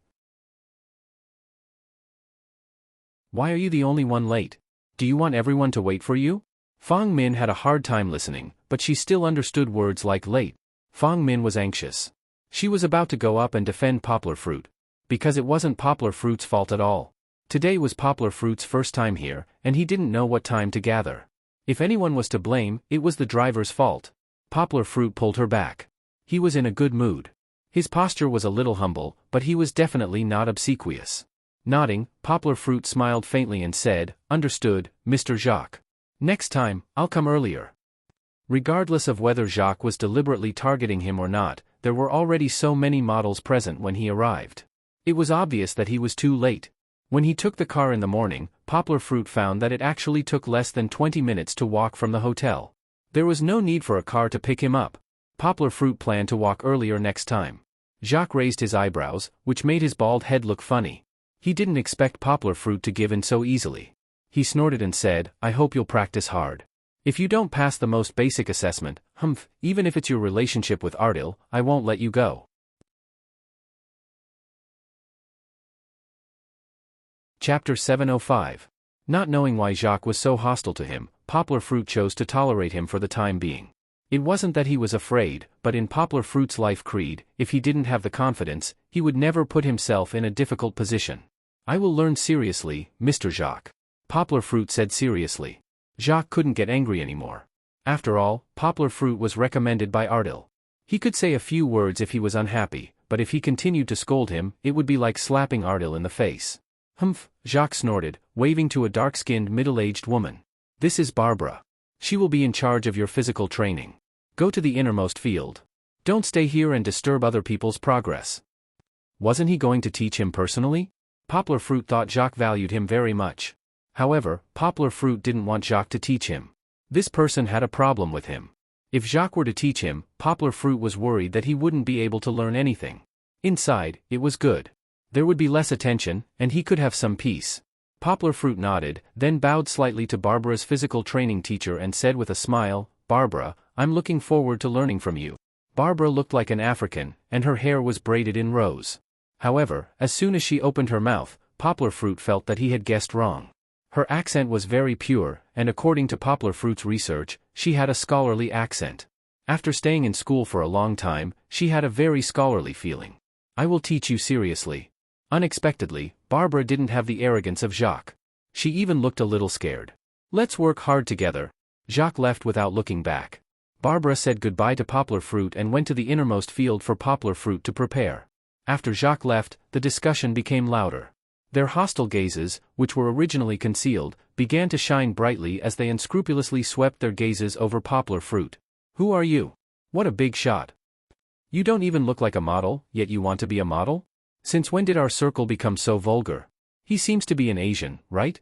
Was the Asian race from Japan or South Korea? Givenchy is really going all out in order to open up the Eastern continent's market. Isn't it like the NBA's Zhonghua Yao and Manchester United's Dong Fangzhua? All of them were sucking up to the yellow-skinned. Do you think the yellow monkey will be a model? I think other than Muhong country, the other Eastern countries are all fashion deserts. I've been to Southeast Asia, and the people there don't even wear clothes. I think this man relied on his face to get to where he is today, right? Maybe he's a Frenchman, too. Listen to his French. It's perfect. Maybe it's because of his good looks, Didn't you hear? That's Mr. Ardil's connection. How good can a person who relies on connections be? Look at my daughter. He actually brought a child to a place like this. What else could he be if he didn't rely on connections? I despise people like him the most. Mr. Ardil is really too stupid.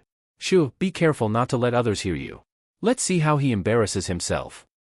Rumors were everywhere, and criticism was nonstop. Not only the models, but their assistants were also criticizing Poplar Fruit. Their voices were so loud that the entire venue seemed to be echoing. However, they did not dare to cause a conflict because it would not benefit them. Therefore, when they were discussing and slandering Poplar Fruit, they used their own country's language. Some were in Russian, some were in Spanish and Portuguese, which were commonly used in South America. There were also many other small European languages. Poplar Fruit was not omnipotent, but he could still understand most of them. The feeling of not being able to fight back while listening to other people's ridicule was really frustrating. Poplar Fruit was fine with himself, but he really wanted to punch and kick those who insulted his skin color, his country, and even Kiki until they could not take care of themselves. But what was the use of that? Other than letting Givenchy kick him out, other than letting those who were not beaten up to insult him even more, other than smearing the reputation of his country, what else could it solve? No. Poplar Fruit clenched his fists and secretly remembered this. He firmly believed that his performance was the best way to fight back. Kiki and Fong Min were still the best. Poplar Fruit sighed in his heart. It was really fortunate that he could not hear their nasty words. However, when he turned his head, he saw that Fang Min's face was a little pale, and she looked very unhappy. He asked curiously, "Fang Min, what's wrong?" Fang Min shook her head and said in a low voice, "They're too much." "Are you talking about Jacques or those models?" Poplar Fruit smiled and said, "It's normal. Jacques doesn't know me and thinks that I got in through the back door. Then, of course, they're very hostile to me. One more person means one more hole." "No, you don't know this, Barbara." Fang Min sulked and said unwillingly, "Last year, she was rated as the worst instructor in Givenchy." Poplar Fruit asked in surprise, "There's a worst instructor?"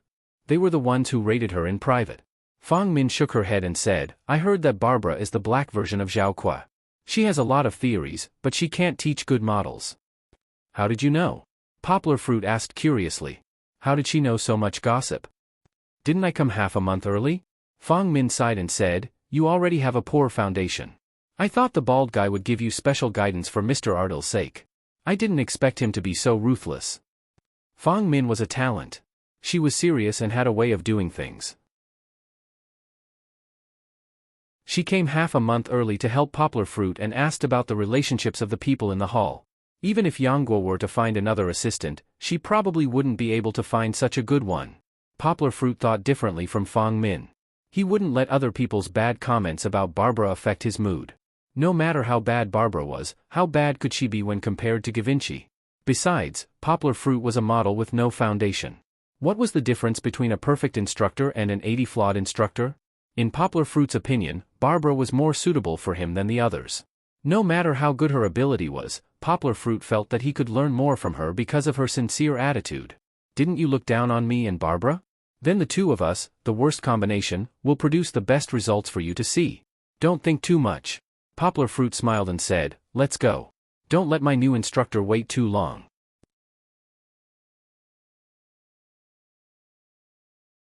Chapter 706. The models chosen by Givenchy this year, regardless of whether they could make it to the main show, were all international supermodels with a certain degree of fame in the fashion circle. On the other hand, Yang Guo was a complete newcomer. Not to mention Bali, the capital of fashion, even if he was thrown into the domestic circle, not many people would know him. However, from that day onwards, nearly 100 supermodels on the 7th and 8th floors of the Givenchy Hall knew about his existence. Although they had no clue about Poplar Fruit's background, it didn't stop them from watching Poplar Fruit like monkeys in a zoo.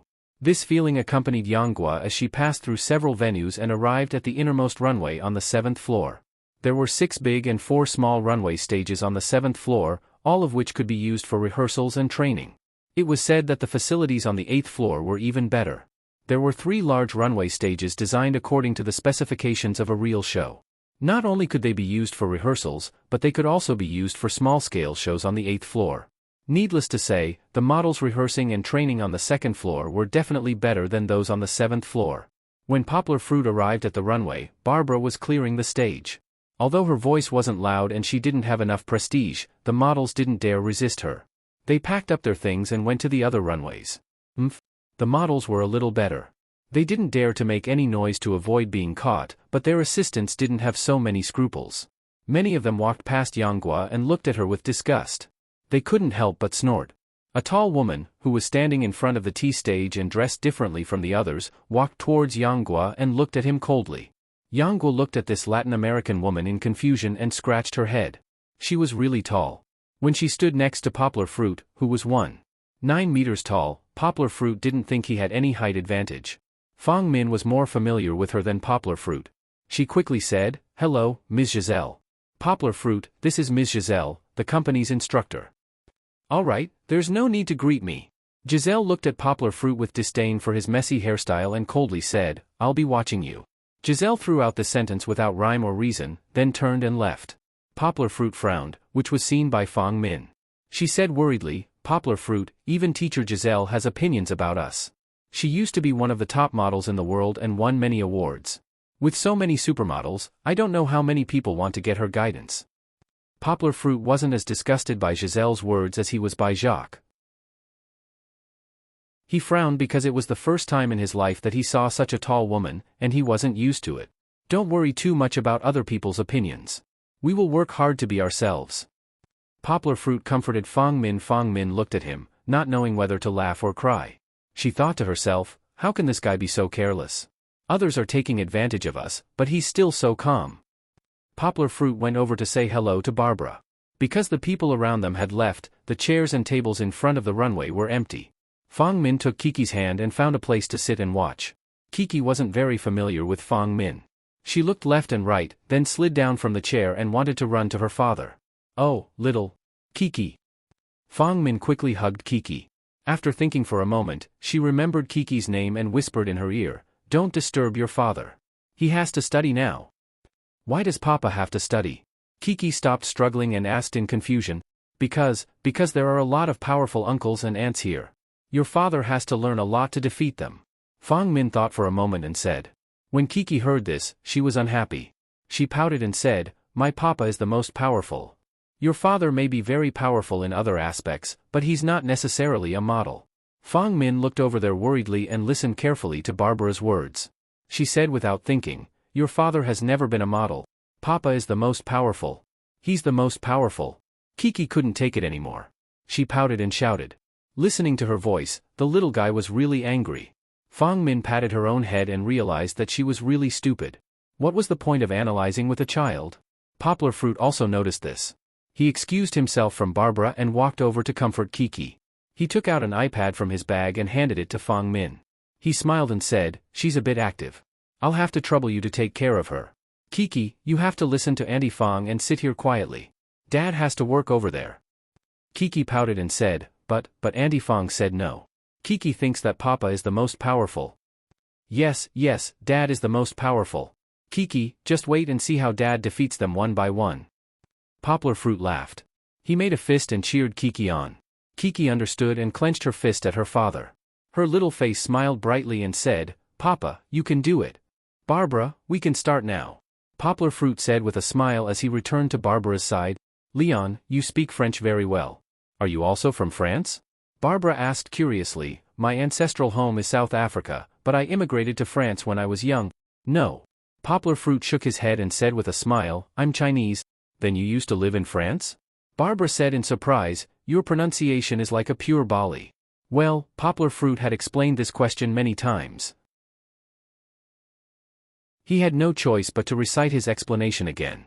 After chatting for a while and eliminating the unfamiliarity, Barbara asked him, "Leon, is your makeup artist here yet?"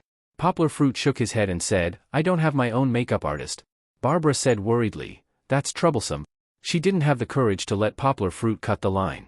Poplar Fruit thought for a while and said, "Barbara, can we not wear makeup? To tell you the truth, I've never been a model before. I still have a lot to learn from you, and I even have to start from scratch." Barbara was shocked and asked Poplar Fruit nervously, "You weren't a model before?" "No. As you can see, I used to be a translator." Poplar Fruit shook his head and said, "Even in my home country, I've never been on the runway." He looked at Barbara's worried face and comforted her, "Barbara, I'll work hard to learn. I'll have to trouble you a little more." Barbara was worried about his performance this year. However, even if she wasn't optimistic about Poplar Fruit starting from scratch, she still cheered for Poplar Fruit professionally. "Okay, you have to work hard. I believe you can do it." Although Poplar Fruit felt that Barbara was cheering for herself more.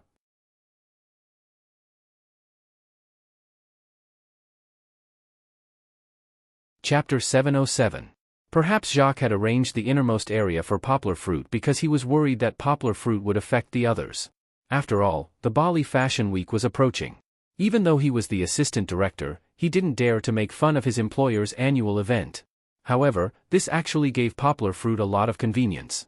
For example, now that everyone was busy and didn't have time to care about Poplar Fruit could quietly hide in a corner with Barbara to practice. Poplar Fruit went to the dressing room behind the runway to change clothes. It wasn't the China-style clothes designed by Ardil, but the old clothes of Givenchy. Speaking of which, the current chief designer of Givenchy, Riccardo Dici, was definitely not a normal person. Dixie was definitely not a normal person. His design style was very strange. The Dog Head series released in autumn/winter 2011 was the strangest. Even Yonghua felt her scalp go numb when she saw the bottom half of the shirt turned into a group of black dog heads and a bewitching bloody mouth. In the end, he chose to be conservative. He didn't want to scare his daughter, so he chose a set of clothes launched last spring and summer, a white short-sleeved shirt with leather pants and shoes. Perhaps some people would say that it wasn't a set of clothes. Then they would have to look at the long-sleeve t-shirt that Poplar Fruit was wearing. The leopard print sleeves just extended from the edge of the shirt and wrapped around Poplar Fruit's 2 forearms. Wow! Leon, your body is very suitable for this set of clothes. After Poplar Fruit came out, Barbara was not stingy with her praise.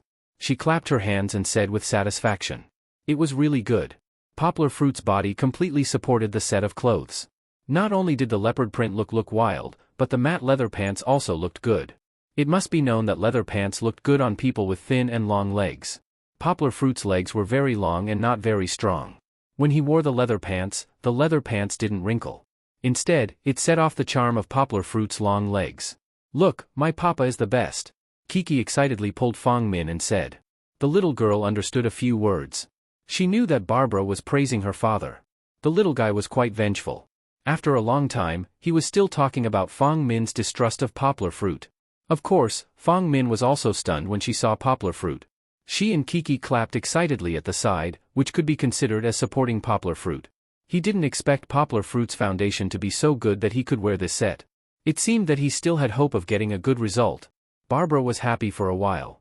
She took 2 deep breaths, held the large sketchbook in her hand, and said to Poplar Fruit, "Leon, please walk on the stage for me to see. I need to know what you need to learn and improve."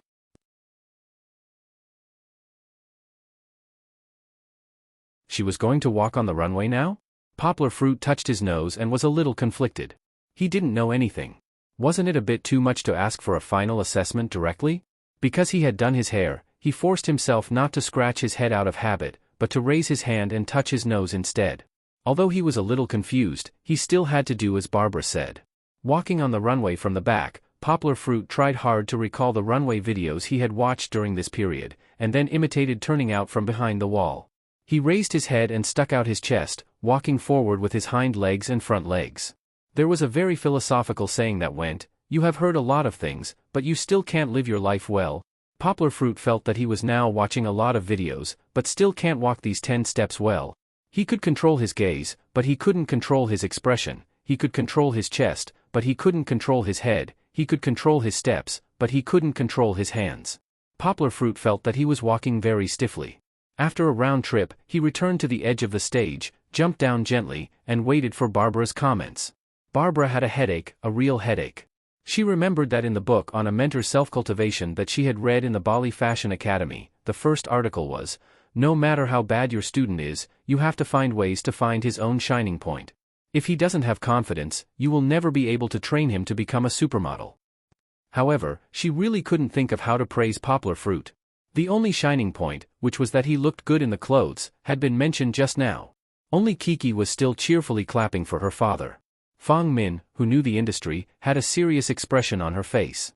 She looked at Poplar Fruit and was so worried that she almost pulled her hair out. "It's okay."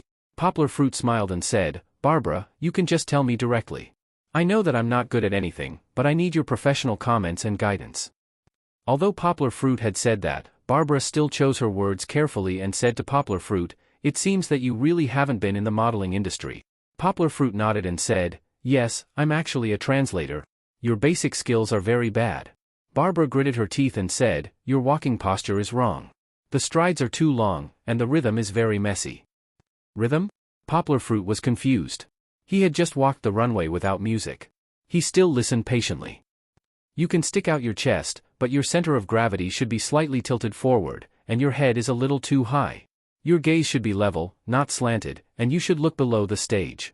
Poplar Fruit nodded. His eyes were a little unnaturally looking at his toes, and because the lights on the opposite shelf were a little too bright, Poplar Fruit's gaze was a little low when he walked the runway.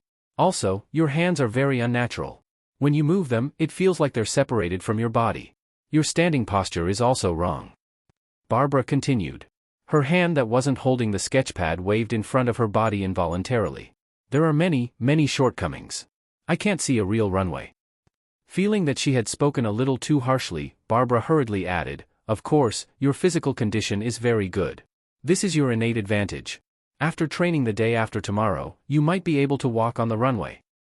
This was actually a white lie, and Barbara didn't have any confidence in herself at all. Perhaps if she had 3 years, she would be able to cultivate Poplar Fruit into a good international supermodel, but now, time was too short. Barbara couldn't help but complain about Jacques in her heart. Of course, she also felt a little sad for herself. Being ostracized like this was the most serious thing she had ever experienced since she graduated from the academy.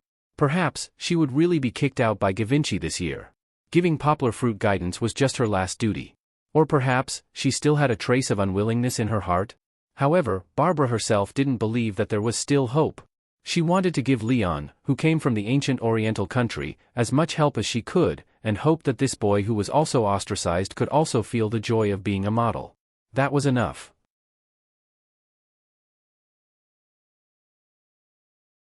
Chapter 708. You should practice the basic stance first. Barbara brought Poplar Fruit back to the runway, but she didn't let Poplar Fruit do the catwalk again. Instead, she made him stand close to the wall. Your stance is wrong. Wrong? Poplar Fruit looked at Barbara in confusion. His stance could be said to be imitating the military posture. With his head up, chest out, stomach in, and legs together, he looked very tall and straight. The best stance for a model should be the heels, the hips, the back, and the back of the head, Barbara explained to him, but your legs are also against the wall. That's not standard. She started from the footsteps. Your heels and knees should be close together. Barbara belonged to the academic school with strong theories. She could only read out the theories in her mind to Poplar Fruit, and then point out the areas where Poplar Fruit didn't do it well. But she was at a loss if she were to talk about some shortcuts or tricks for modeling. It was also for this reason that it was difficult for her to gain the trust of others in the Givenchy model army, which was basically built by famous models for a long time. But Poplar Fruit was an exception. Because Poplar Fruit didn't know anything. So Poplar Fruit could only learn from Barbara. He even thought that Barbara was too amazing. The details of the movements that came out of her mouth were set after set. She could be a teacher in school. Barbara's words were very abstract. For example, chest forward, shoulders back, and pull your shoulders together as much as possible, a series of descriptive preachings. If it were anyone else, they would definitely be confused by her words. But Poplar Fruit was no ordinary person. When this guy was learning Xingyiquan, Bajiquan, and other kung fu, he didn't have a master to teach him step by step like Miao Dao. He found some secret kung fu manuals on the internet and then pondered and practiced them himself. Those secret manuals were more abstract, but Poplar Fruit still learned real kung fu from them. This experience also cultivated Yanggua's ability to fill in the gaps in her brain from the dry words. Of course, the training was boring. Kiki, who was below the stage, was already very impatient. Fortunately, Fang Min took out the iPad that Poplar Fruit had prepared for Kiki, and Kiki suddenly became spirited again. She didn't care about Papa anymore. After watching for a long time, she still couldn't understand what he was doing. It was better to watch the Baba Baba that Papa had downloaded on the iPad. Although she couldn't understand French or the subtitles, Kiki still giggled as she watched the video. It had to be said that this cartoon was very interesting. Kiki fell in love with the way the family kept changing their forms to enjoy the fun of life. Later on, Fang Min, who was accompanying Kiki, couldn't help but watch it with Kiki. She couldn't stand doing nothing. At first, Babla didn't feel anything. She just followed the professional ethics that others thought was very silly and naive to guide Poplar Fruit. She also seriously guided Poplar Fruit to imitate the flaws in the details that she said. However, as time passed, Babla suddenly realized that it seemed that the clumsy handsome young man in front of her wasn't as simple as she thought. Poplar Fruit learned very quickly, unlike other models who couldn't understand what she said at all. Poplar Fruit made Babla truly feel the pleasure of teaching. He understood with a little guidance, and many times she didn't even need to bend down to correct his mistakes. Also, as long as she said it once, Poplar Fruit wouldn't make a second mistake, as if he had practiced it countless times. Many times, Babla even began to wonder if Poplar Fruit was pretending to be crazy to deceive her. However, Poplar Fruit's ignorant look before she explained it to him didn't look like a liar at all. Because I practice martial arts, Poplar Fruit explained. My body is more flexible than the average person, and I have good control of my muscles. As long as it's not too difficult, I can do it. When Poplar Fruit said that it was too difficult, he probably meant twisting himself inside out. There was probably no action that Poplar Fruit couldn't do on Earth that humans could do. Bruce Lee? Babla, who looked to be in her 30s or 40s, looked at Poplar Fruit with shining eyes. His martial arts? Babla was probably not born when Bruce Lee was popular in the 60s or 70s. However, the martial arts craze led by Bruce Lee had indeed swept the world, and it hadn't subsided even in the 80s or 90s. Babla's fanaticism wasn't difficult to understand. However, Poplar Fruit didn't dare to compare himself to his idol, the Grandmaster Bruce Lee. He waved his hand and smiled.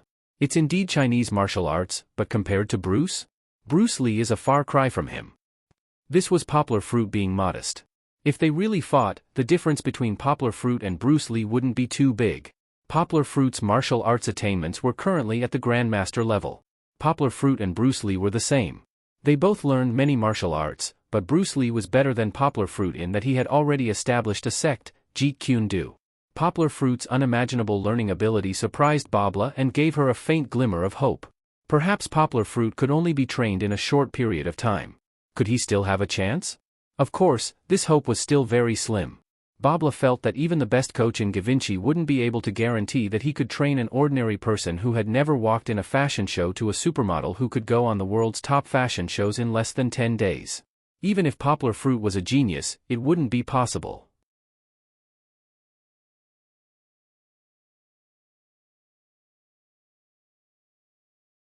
Chapter 709.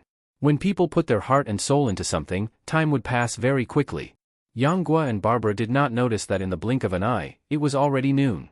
Everyone else had gradually stopped, but Yanghua was still practicing the basic steps of a model under the rhythm of Babla's clapping. Your feet are facing outwards, and the spread angle is small. Bend your knees slightly and lean inwards. The angle of your feet is too big. Lean inwards. Barbara was still explaining.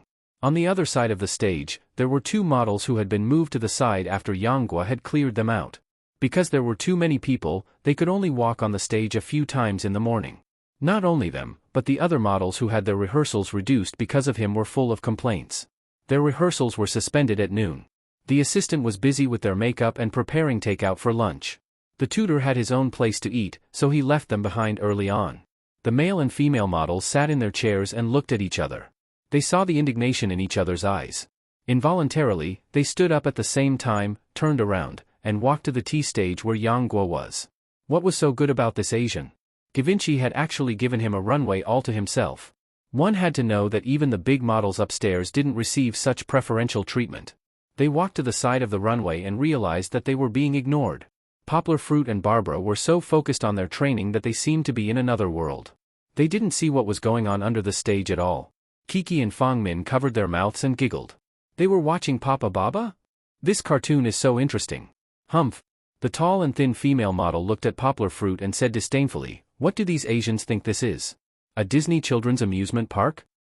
Haha, look. The male model with gothic makeup pointed at the stage and said disdainfully. The female model turned her head and looked at him. She couldn't hide her disdain and said sarcastically, "Can anyone walk through the door of Givenchy now? I've never seen such a stupid model." Her voice was a little louder, and Barbara, who was on the stage, heard her. She frowned and glanced at the audience. However, her prestige was too weak. Even the two models, who were not top supermodels, were not afraid of her gaze. They were still talking loudly. Maybe they wanted to talk to Poplar Fruit. "I think this guy is still a beginner, right?" The gothic male model thought of the shame of being driven away and said unwillingly, "His movements are so ugly. Is Givenchy going to push out a model that's worse than a dog's fart just to open up the Eastern market? Trash. His movements are stiff, and his laughter is like crying." The female model snorted disdainfully and said, "I've never seen such a trashy model. I think Asians should get out of the modeling circle. Not only are they ugly, but they are also stealing other people's opportunities." Her words were completely racist. Even if there was a difference in aesthetics between the East and the West, Poplar Fruit was still a handsome guy in the eyes of Westerners. Just look at the comments of the Wanwan couple yesterday. But what right did a woman with an airport runway and high cheekbones have to criticize others? Admittedly, the modeling circle was not a place where looks were important. As long as you had a good body and a strange face, you could appear in top shows. Some designers even favored models with strange looks. However, the most popular models in the media and the most popular were the good-looking models. Just look at Cristiano Ronaldo's girlfriend, the world-class underwear model Elena Saiz. Sheikh knew. Even if on the self-cultivation of a mentor didn't say that a qualified mentor should know how to protect their students and provide them with timely support when they need help, Barbara wouldn't have remained silent when a student she approved of was being bullied. Hearing the airport model's slander, Babla's tanned face flushed red with anger. But just as she turned to stand up for Poplar Fruit pulled her back. Poplar Fruit smiled faintly and said, Barbara, forget it. To prevent Barbara from thinking that he was weak and timid, Poplar Fruit said in a low voice, only by working hard and surpassing them can we give them the loudest slap in the face. Haha. A trashy mentor and a trashy model, this combination is really a perfect match. The airport runway model shouted, still unsatisfied. Poplar Fruit could not take it anymore. Others could scold him, but he could not let his mentor suffer with him if Barbara was being scolded. Bang bang bang. Poplar Fruit strode forward and walked in front of them like a gust of wind. Originally, leopard prints were a symbol of femininity, but Poplar Fruit's perfectly muscled arms exuded a powerful aura. Poplar Fruit stood on the runway and looked down at them from above. Only when Poplar Fruit walked closer could they feel the height of Poplar Fruit's body, and only when they looked up could they feel the pressure of Poplar Fruit. Montesquieu said, you should be more virtuous, you should be more honest in your conduct, you should be more polite. Poplar Fruit said coldly, of course in French, did you not learn to respect others in your education? Or did you not go to school at all? At this moment, Poplar Fruit gave them the feeling of a noble lord. His philosophical reprimand was not loud, but it was mixed with supreme power. The two models were as silent as cicadas in winter and did not dare to make a sound. Did you come here just to mock other colleagues and even curse the mentors of the company? Poplar Fruit's tone suddenly became aggressive. If so, I don't mind telling Ardil, Mr. Giovanni. Mr. Givenchy, please ask your agency why they would send you, a model, to such an important project. The two models were pale and flustered by Poplar Fruit's words. They murmured, not knowing what to say. Damn it, why did I get carried away just now? Why did I say such arrogant and childish words?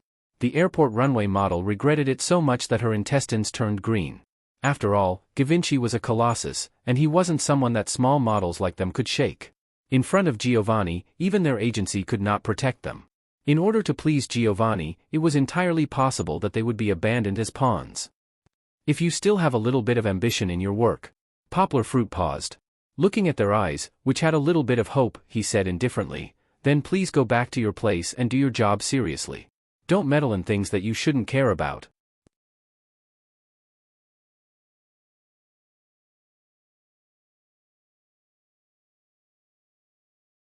Chapter 7:10. As if they had been granted amnesty, the two models ran back in a panic. Poplar Fruit stood quietly on the runway, looking at their backs and sighing slightly. He had been the bad guy for once, and he didn't like the bad guy who used his power to bully others. They were too stupid to be fooled by him, but he believed that they would slowly understand after going back. In that case, his reputation among these models would probably be even worse.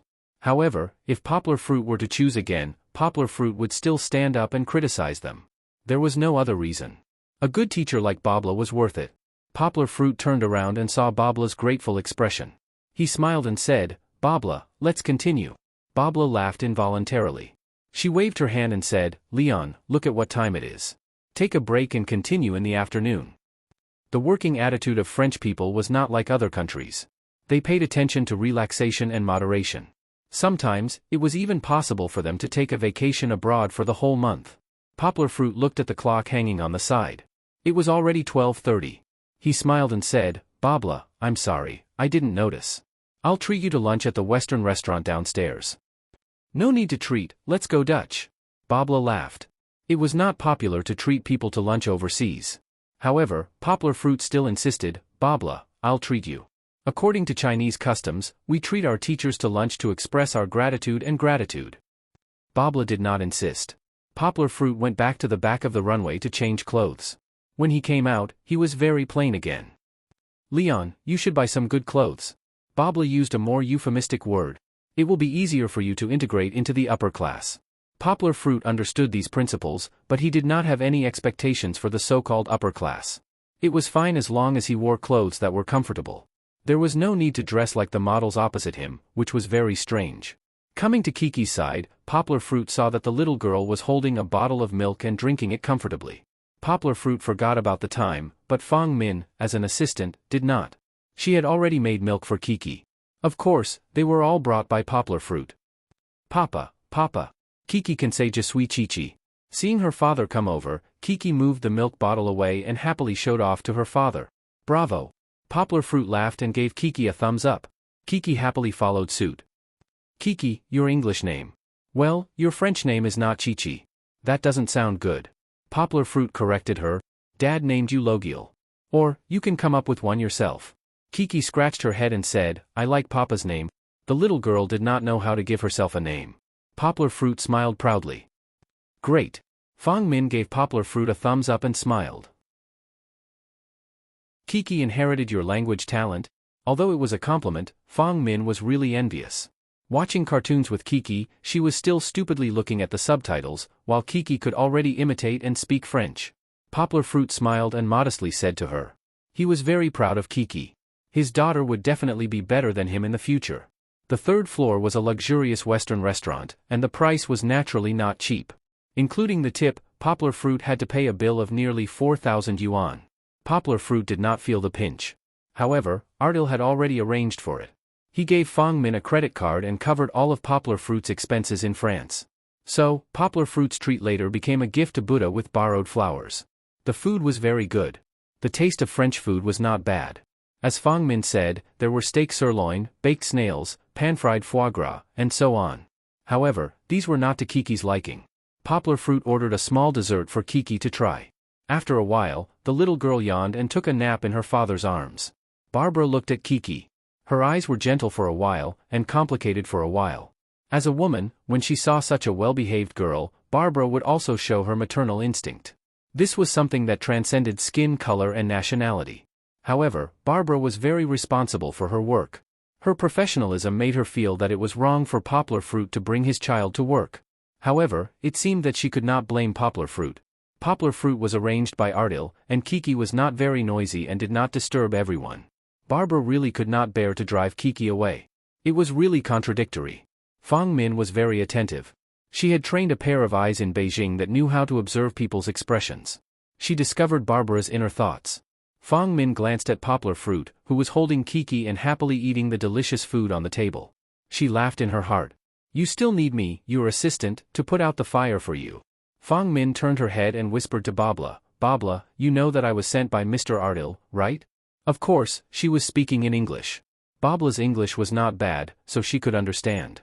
Barbara nodded in confusion and looked at Fong Min. She did not understand what she was going to say.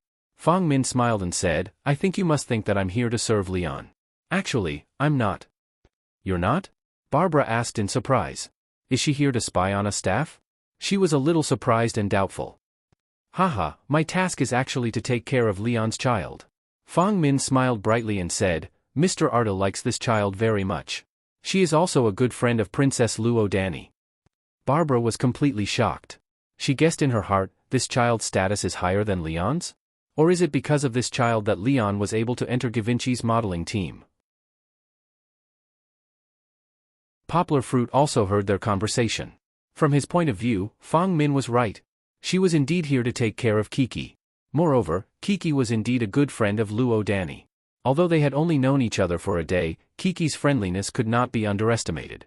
What Poplar Fruit did not know was that Fong Min's words were 50% exaggerated. Her main duty was to serve Poplar Fruit well. She also did not know that Kiki had really become good friends with Luo Dani. However, the effect was achieved. After hearing Fong Min's words, Barbara still hadn't considered that Fong Min would lie to her to this extent. In her mind, she thought, why is this adorable little girl also such a character that shouldn't be trifled with? Forget it, I'd better not make things difficult for her. My daughter is very well behaved. I don't want to be the bad guy. Besides, with her cheering Leon on from the side, who knows, Leon might even improve a little faster. Chapter 7:11. In the afternoon, they went back to the 7th floor to continue practicing. Suddenly, there was a commotion in the crowd as greetings filled the air. Even Poplar Fruit and the others couldn't help looking over at this commotion. What kind of big shot had arrived? Poplar Fruit and Barbara also looked over. The sound was getting closer and closer. The crowd in front of the tea stage parted, and two men in red flowery clothes walked out with their heads held high. Pooh! Poplar Fruit couldn't help laughing. Leon, you know Mr. Matisse and Mr. Victor? Barbara asked in a curious voice. I met them yesterday. They are Mr. Ardil's makeup artist and hairstylist. Poplar Fruit said with a smile. How do you know them? Are they very famous? Of course. The famous Matisse and Victor of the fashion world, they were the darlings of the fashion world who worked for Mr. Sarkozy before. Barbara said in a worshipful voice, look at the makeup artists and hairstylists here, including the models who brought them here. They all have to respectfully call them Mr. when they see them. No wonder the two of them were dressed like proud little roosters. Matisse and Victor seemed to be looking for Poplar Fruit. Under the guidance of someone, the two of them looked at Poplar Fruit before walking over. Poplar Fruit saw this and his head swelled up as he thought, it can't be, right? They're serious? Matisse, Victor. Poplar Fruit came forward and scratched his head as he said, why are you free today? Before he could finish, Victor jumped and shouted, Leon, damn it, put down your hand. I did your hairstyle for you yesterday. Damn, it's a chicken coop now. Poplar Fruit awkwardly raised his hand. He had been paying attention the entire time, but now that he was thinking about something else, he unconsciously scratched it. It's a good thing I washed off his makeup. Seeing his bare face, I don't need to worry about him ruining my work. Matisse said with a smile of schadenfreude on the side. You're laughing at me? Look at how he went up without any makeup. With the lights shining on him, how ugly would he be? Even if you don't feel ashamed, I feel ashamed because my partner is his incompetent makeup artist. Victor said with regret as he shook his beard. My friends. Stop arguing. Poplar Fruit said with a headache. I haven't asked, why are you here? Doesn't Mr. Ardell need you to put on makeup? Hee hee. Victor laughed. Leon, have you forgotten? Didn't we talk about it yesterday? We want to be your professional makeup artist and hairstylist. Ardell agreed? Poplar Fruit asked, dumbfounded. Of course, we'll take care of you while you're in Bali. Victor smiled. We're going to turn you into the brightest star of Fashion Week. Matisse yelled enthusiastically. Oh my God. Poplar Fruit felt that the world was not normal. He even suspected that he was blessed by Lady Luck. Otherwise, why would he be able to stay in such a luxurious hotel in Bali, have such a good teacher to give him one-on-one guidance, and have two top makeup artists and hairstylists in the industry to serve him? Not only Poplar Fruit, but Barbara, who was listening to their conversation, also could not believe her ears. She looked at Poplar Fruit and muttered to herself, is he Mr. Ardell's illegitimate son? Otherwise, why would he spare no effort to support him? Poplar Fruit did not know that Barbara was criticizing him in her mind. At this time, he was being held back by the two ladies. Leon, come down. I'm going to do your hair again. It's too ugly. Victor said in a picky tone. Let me put on makeup first. Can't you see that he doesn't have any foundation on his face? Matisse argued. Poplar Fruit stopped them and said, Matisse, can I not put on makeup first? I haven't learned how to walk on the runway yet. I'll rehearse with makeup after I learn it, okay? You haven't learned how to walk on the runway yet? How is that possible? Matisse exclaimed in surprise, yesterday, I saw that you were already a very good model. Look at your temperament and posture in the photo. I didn't lie to you. It's true. Poplar Fruit waved his hand and said helplessly, you thought so yesterday because I took a few photos under Mr. Ardell's guidance in China last year. Without makeup? Matisse was a little hesitant. You can do it without makeup? Victor waved his hand and gave a majestic conclusion. While everyone was looking at him in confusion, Victor smiled and said, but I still need to fix my hair. It's embarrassing to walk on the runway with messy hair. Humph. Everyone rolled their eyes at him in disdain. After a while, the two sides compromised. Poplar Fruit could spare some time for Victor to fix his hair, just a little adjustment. Then they tolerated Poplar Fruit's temporary no-makeup state. At this time, Chi-Chi broke free from Fong Min's side and jogged over. She pulled on her father's trousers and looked at Victor and the others curiously, asking, Uncle, are you guys gay? Kiki spoke in English, but Poplar Fruit was instantly frozen. He was confused and quickly apologized to Victor. I'm sorry, Victor, Matisse. My daughter is too rude. Kiki, apologize to the two uncles, Poplar Fruit said in Chinese beside Kiki's ear. Matisse was thin and weak, but he was a very broad-minded person. He smiled and said in strangely pronounced English, Little angel, you're right. We are indeed a couple, but the word gay is impolite. We usually say homo. Kiki, say mille pardon, messieurs. Apologize to the uncles. Kiki turned her head and saw her father's determined eyes. Then she obediently said according to her father's request. Alara. Matisse and Victor laughed and said, Little angel speaks French so well. Sir, my name is Logiel, not Little Angel, Kiki said seriously. Logia? I don't think I've heard of such a name. Matisse thought that Kiki had mispronounced it. Poplar Fruit smiled and picked up Kiki. He smiled and said to Matisse, Logiel is the abbreviation of Los Angeles.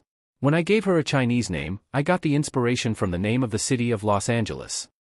It's a very nice name, just like an angel. No wonder Mr. Ardell keeps saying Little Angel. Matisse smiled and shook hands with Kiki. At first, Kiki thought that she was unhappy about the apology. But when Matisse teased her, Kiki's mood changed. She smiled and her eyes were curved. She was so cute.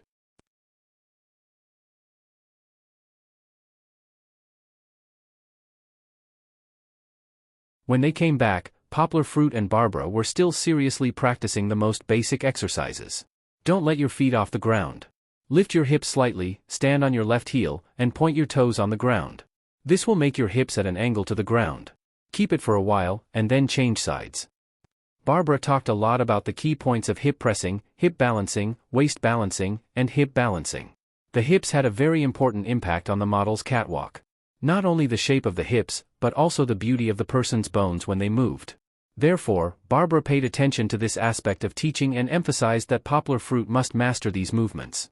In fact, other instructors wouldn't be so meticulous, because not everyone could remember all the details. Even if they had muscle memory, there might still be mistakes. Therefore, model training usually started from the basics, and then gave guidance and fine-tuning when training on stage. Only an extraordinary genius like Yanghua would be able to seriously memorize and imitate the entire set. Only someone as inflexible as Barbara would be able to provide such comprehensive and difficult guidance.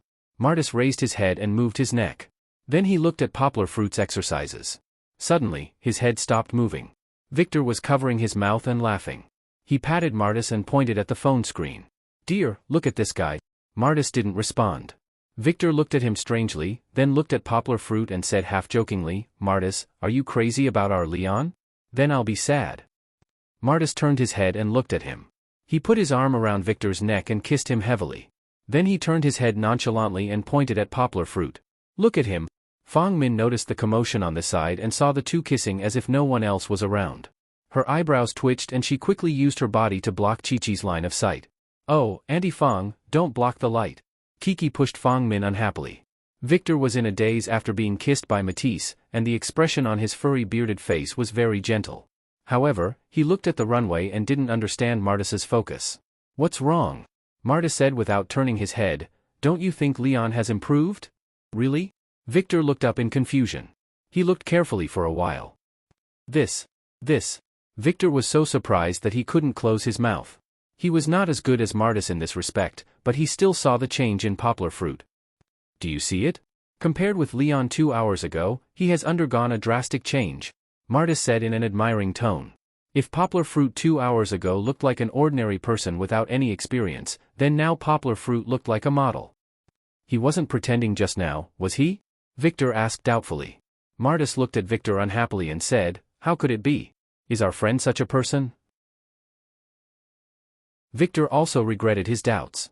He shook his head and said, "Sorry, I was too excited and said something wrong. Leon looks like he's really talented." The two began to be serious. They put away their phones and watched Poplar Fruit's performance on the stage. After watching for a while, they made a new discovery. Victor looked at the blue eyes and said, "Isn't he afraid of being tired? How long has he been standing on tiptoe?" Geniuses are not terrible. What's terrible is that geniuses work hard, Martis said with emotion. It seemed that Poplar Fruit had been practicing for the whole afternoon without rest.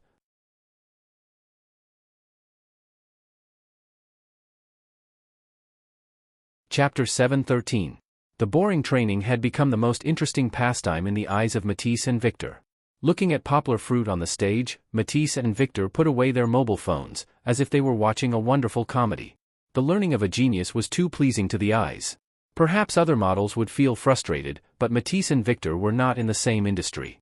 Looking at Poplar Fruit's performance and the smooth progress, it was as if a master was playing the piano. The rhythm was bright and clear, and it could be seen with the naked eye.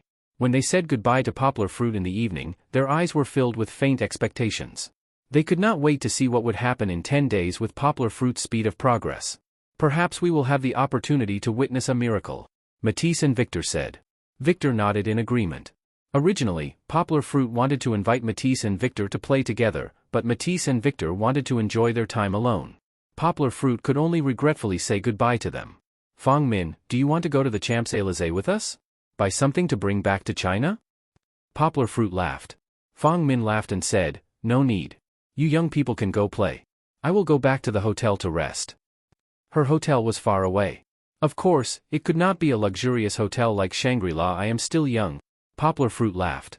Fang Min, you make yourself sound old. Oh, Miss Sheng told me that you are not 25 years old this year. Fang Min winked at Poplar Fruit. But your physical strength is really good. You have been standing for a whole day. Aren't you tired? She felt tired as a babysitter. Poplar Fruit felt that the state of his muscles was good. There was no feeling of soreness. Perhaps it was because he was practicing while using his martial arts to relieve muscle fatigue. His current internal strength had been very slow after the qi-condensing liquid stage, but the benefits were still very obvious. You're still in contact with Yujia? Poplar Fruit asked in surprise. Hee, you don't have any objections, do you? Miss Sheng and I are actually very good friends, Fang Min said with a smile. Of course, this was a lie. Zheng Yujia was her big client, and Zheng Yujia only treated her as a good relationship. However, when she told Zheng Yujia that she was going abroad to be Poplar Fruit's assistant, Zheng Yujia immediately became familiar with her. What's your opinion? Of course not. Poplar Fruit smiled. Then I have to say it. Fang Min covered her mouth and laughed. Our sister Zheng has a big problem with you. Poplar Fruit rubbed his nose and asked, Really? What did I do wrong to make Yujia angry? First of all, you haven't posted on Weibo for many days, right? Fang Min laughed. Poplar Fruit was stunned. He thought about it and realized that he really hadn't posted on Weibo for a long time. Since he confirmed his relationship with Fang Beibei, he was either busy or with Fang Beibei. For so long, it seemed that he had only posted on Weibo once. That was when Fang Beibei braided Kiki's hair, and then Poplar Fruit took a cute photo of the little girl in front of the mirror. Also, you haven't called her since you came to Bali, right? Fang Min said with some disappointment. How can this be? You're a man, so you have to take the initiative. Poplar Fruit touched his nose again awkwardly. After he arrived in Bali, he called Fang Beibei and his parents. Zheng Yujia, Song Jiwen, and his teachers and friends who were concerned about him. In fact, he also told them on WeChat, but he didn't call them. After all, international long-distance calls were expensive, weren't they? Well, no more excuses. He was just lazy, so he didn't call them. Poplar Fruit promised Fang Min again and again that he would call Zheng Yujia when he went back. When Renaud drove the car, Poplar Fruit asked him to send Fang Min back, and then told him that he would walk tomorrow, so he didn't need him to send him. Mr. Leon, I could have come earlier, Renaud said expressionlessly. No, I'm not blaming you. Poplar Fruit laughed. It's just a short distance. I can walk by myself. Drive less, walk more, and promote a low-carbon economy. Poplar Fruit was joking with a sentence from the French government report. However, Renaud didn't respond to his witty words at all. He said with a straight face, I'll report to Mr. Ardil. After the two boring people left, Poplar Fruit held Kiki's hand and walked around the street leisurely. Speaking of the Champs-Élysées, it was known as the most beautiful street in all of France. Although Poplar Fruit was now in the high-end business district in the west section, he was still attracted by the magnificent night view. The lights were brilliant, and the classical buildings were also blooming with modern splendor. The light gray granite sidewalk with small blue dots was very wide. In China, it could be used as 2 lanes. There were street lamps, benches, kiosks, and poster posts. The artistic redesign of the road maintained the elegant and solemn style of the Champs-Élysées. Looking from afar, it seemed to be the intersection of the past, the present, and the future, making people feel dazzled. Through the dazzling display windows, you could see a variety of well-known international brands. Here, there were not only high-end fashion and perfume stores such as Givenchy and LV, but also high-end car galleries such as Mercedes-Benz, Renault, and Poplar Fruit's favorite Land Rover. Not only that, many famous cinema companies, high-end restaurants, and even some top entertainment venues were stationed here.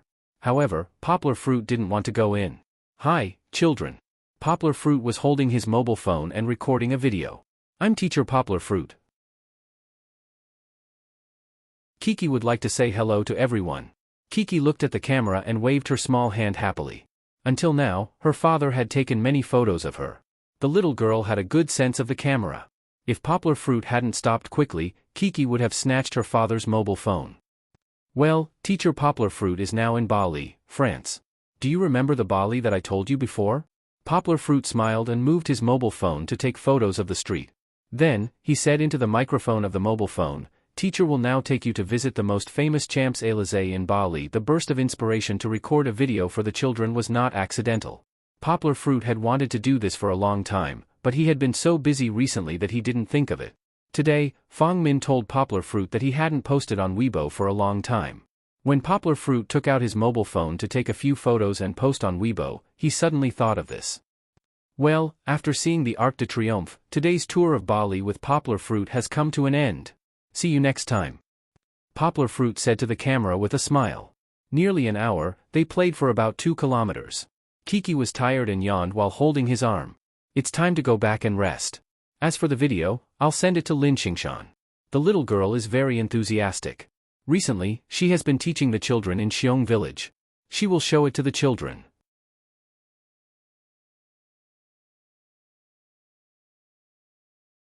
Chapter 7:14. He wanted to call Zheng Yujie the next day, but he didn't expect her to call him first. You.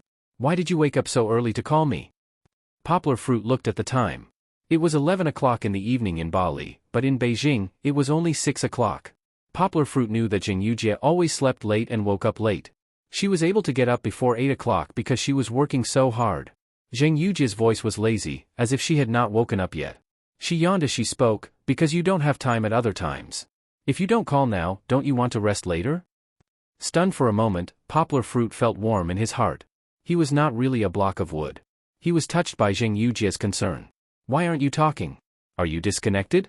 Oh. No. Poplar Fruit could imagine Zheng Yujie curling up in bed, struggling to lift the earpiece to her face, and then squinting her eyes to look at it. Poplar Fruit smiled and said softly, "No, I'm thinking about something." "What are you thinking about?"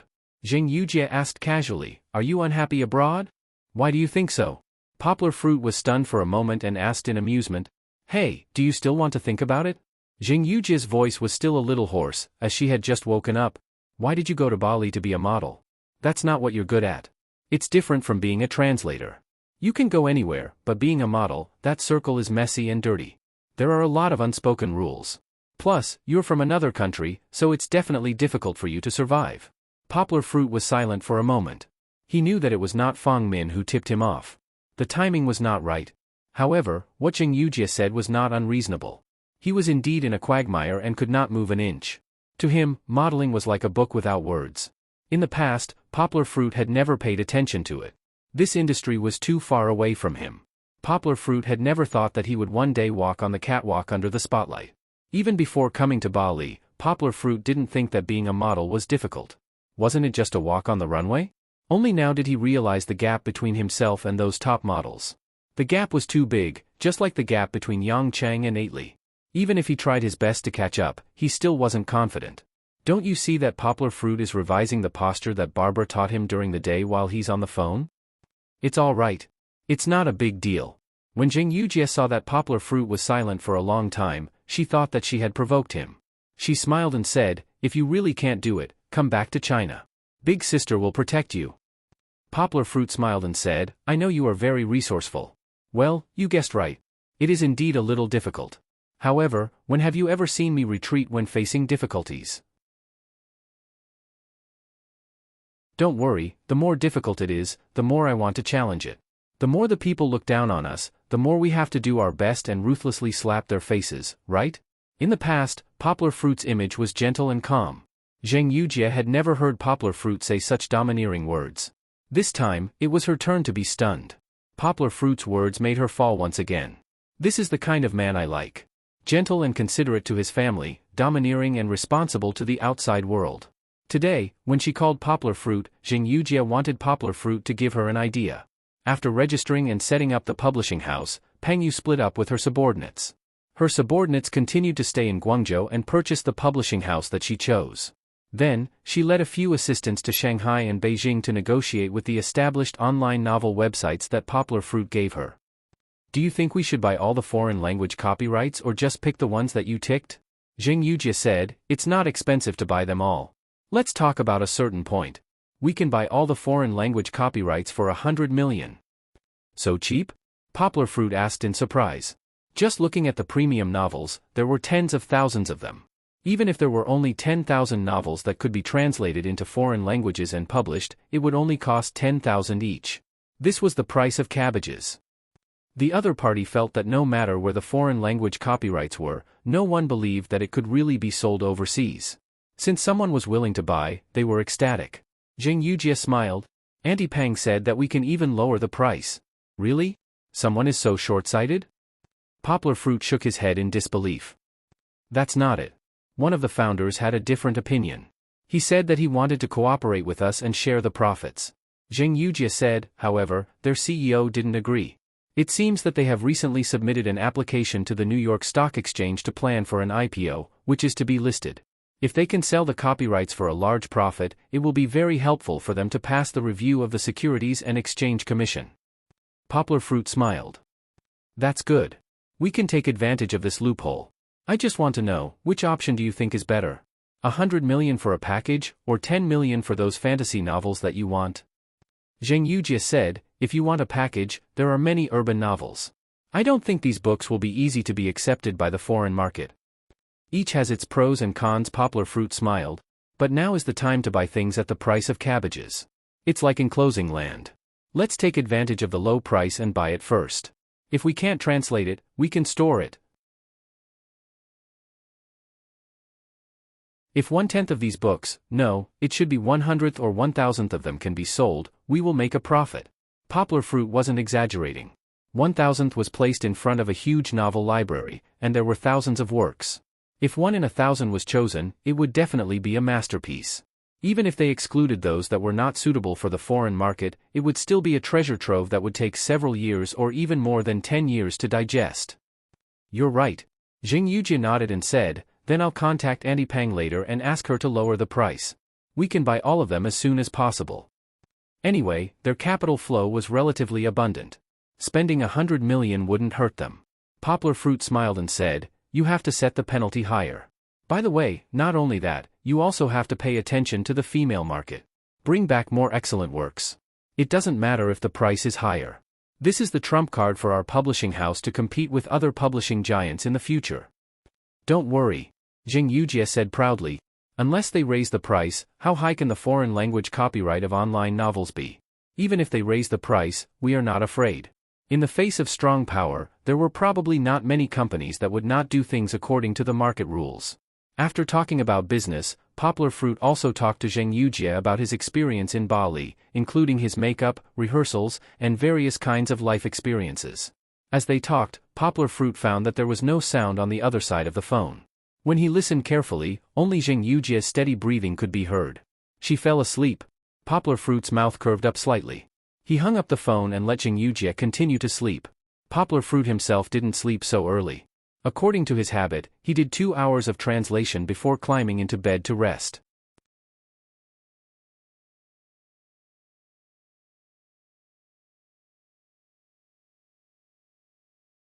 He just put on his shoes and walked on the runway. 1, 2, 2, 1. Yang Guozheng repeated the rhythm to himself, and then repeatedly practiced the basic steps that Barbara had taught him yesterday. In his opinion, these steps were not practical at all.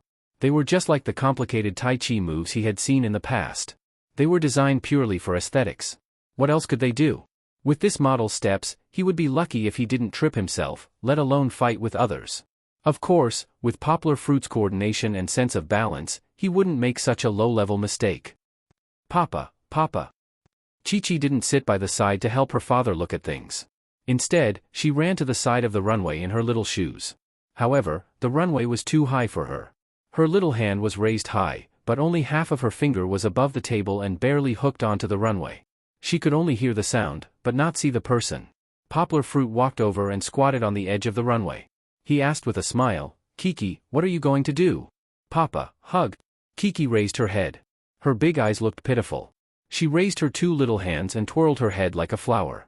Poplar Fruit stretched out his long arms and held his daughter's armpits. He lifted Kiki up gently. It was like riding a roller coaster. Suddenly, she flew into her father's arms. Haha, it's so fun. Kiki put her arms around her father's neck. She felt a little dizzy, but Kiki wasn't afraid at all. Instead, she liked it very much. Okay. Poplar Fruit patted Kiki's little head and kissed her face. He said, Papa is going to practice. I'll play with Kiki when I have time. Well, Kiki wants to play. Kiki turned her head. Papa, can you take Kiki to play with you? It was so boring to sit under the stage. She looked left and right, but no one was talking to Kiki. It's not impossible. Poplar Fruit thought for a moment and said, Kiki can watch from Papa's side. When Papa is practicing, Kiki can't disturb Papa's movements, because Papa has no space to hug. Poplar Fruit could do two things at the same time to accompany Kiki. However, in order to not change his movements, he couldn't hug Kiki to practice. And Kiki will be very obedient. Kiki cutely hugged her father's face and kissed him. She said in a soft voice. Kiki slid down from her father's arms. She stood beside her father on the tea stage and curiously looked at her father's various strange stances. Poplar Fruit had actually been paying attention to Kiki. He was worried that Kiki would accidentally fall down the tea stage. It must be known that a child's attention was not like an adult's. She was easily attracted by something and then forgot about the danger. Poplar Fruit saw Kiki strolling around and stopped at his right side. She twisted her little butt, held her round belly, and imitated her father's movements. Aya. Kiki's sense of balance was far worse than her father's. Moreover, her movements were not standard. She accidentally hooked her own supporting leg and staggered and fell on her butt. Poplar Fruit resisted the urge to immediately carry Kiki. He wanted to see if Kiki could get up on her own. How could a tiger father have a dog son? Kiki looked delicate, but in fact, her physical fitness was as good as her father's. Not to mention other things, ever since Poplar Fruit left a trace of vitality seed in her body, Kiki had never caught a cold or fell sick. In fact, Chi-Chi was able to quickly adapt to the high altitude and humid Xiong village in the middle of summer. She could run with her two little legs, and none of the children of the same age or even 2 years older than her could outrun her. Kiki, Kiki. Chi-Chi maintained her sitting posture and laughed to herself. The little fellow had fallen down, but he still thought that he was cute. You're tuning into the Dreamy Chapters YouTube channel. We're so grateful for your support, and don't forget to subscribe to join us on this incredible journey through captivating stories. Your generosity through donations truly makes a world of difference, as it's the primary source of revenue that allows me to expand and enhance this channel for you. Thank you from the bottom of my heart for being a part of this adventure.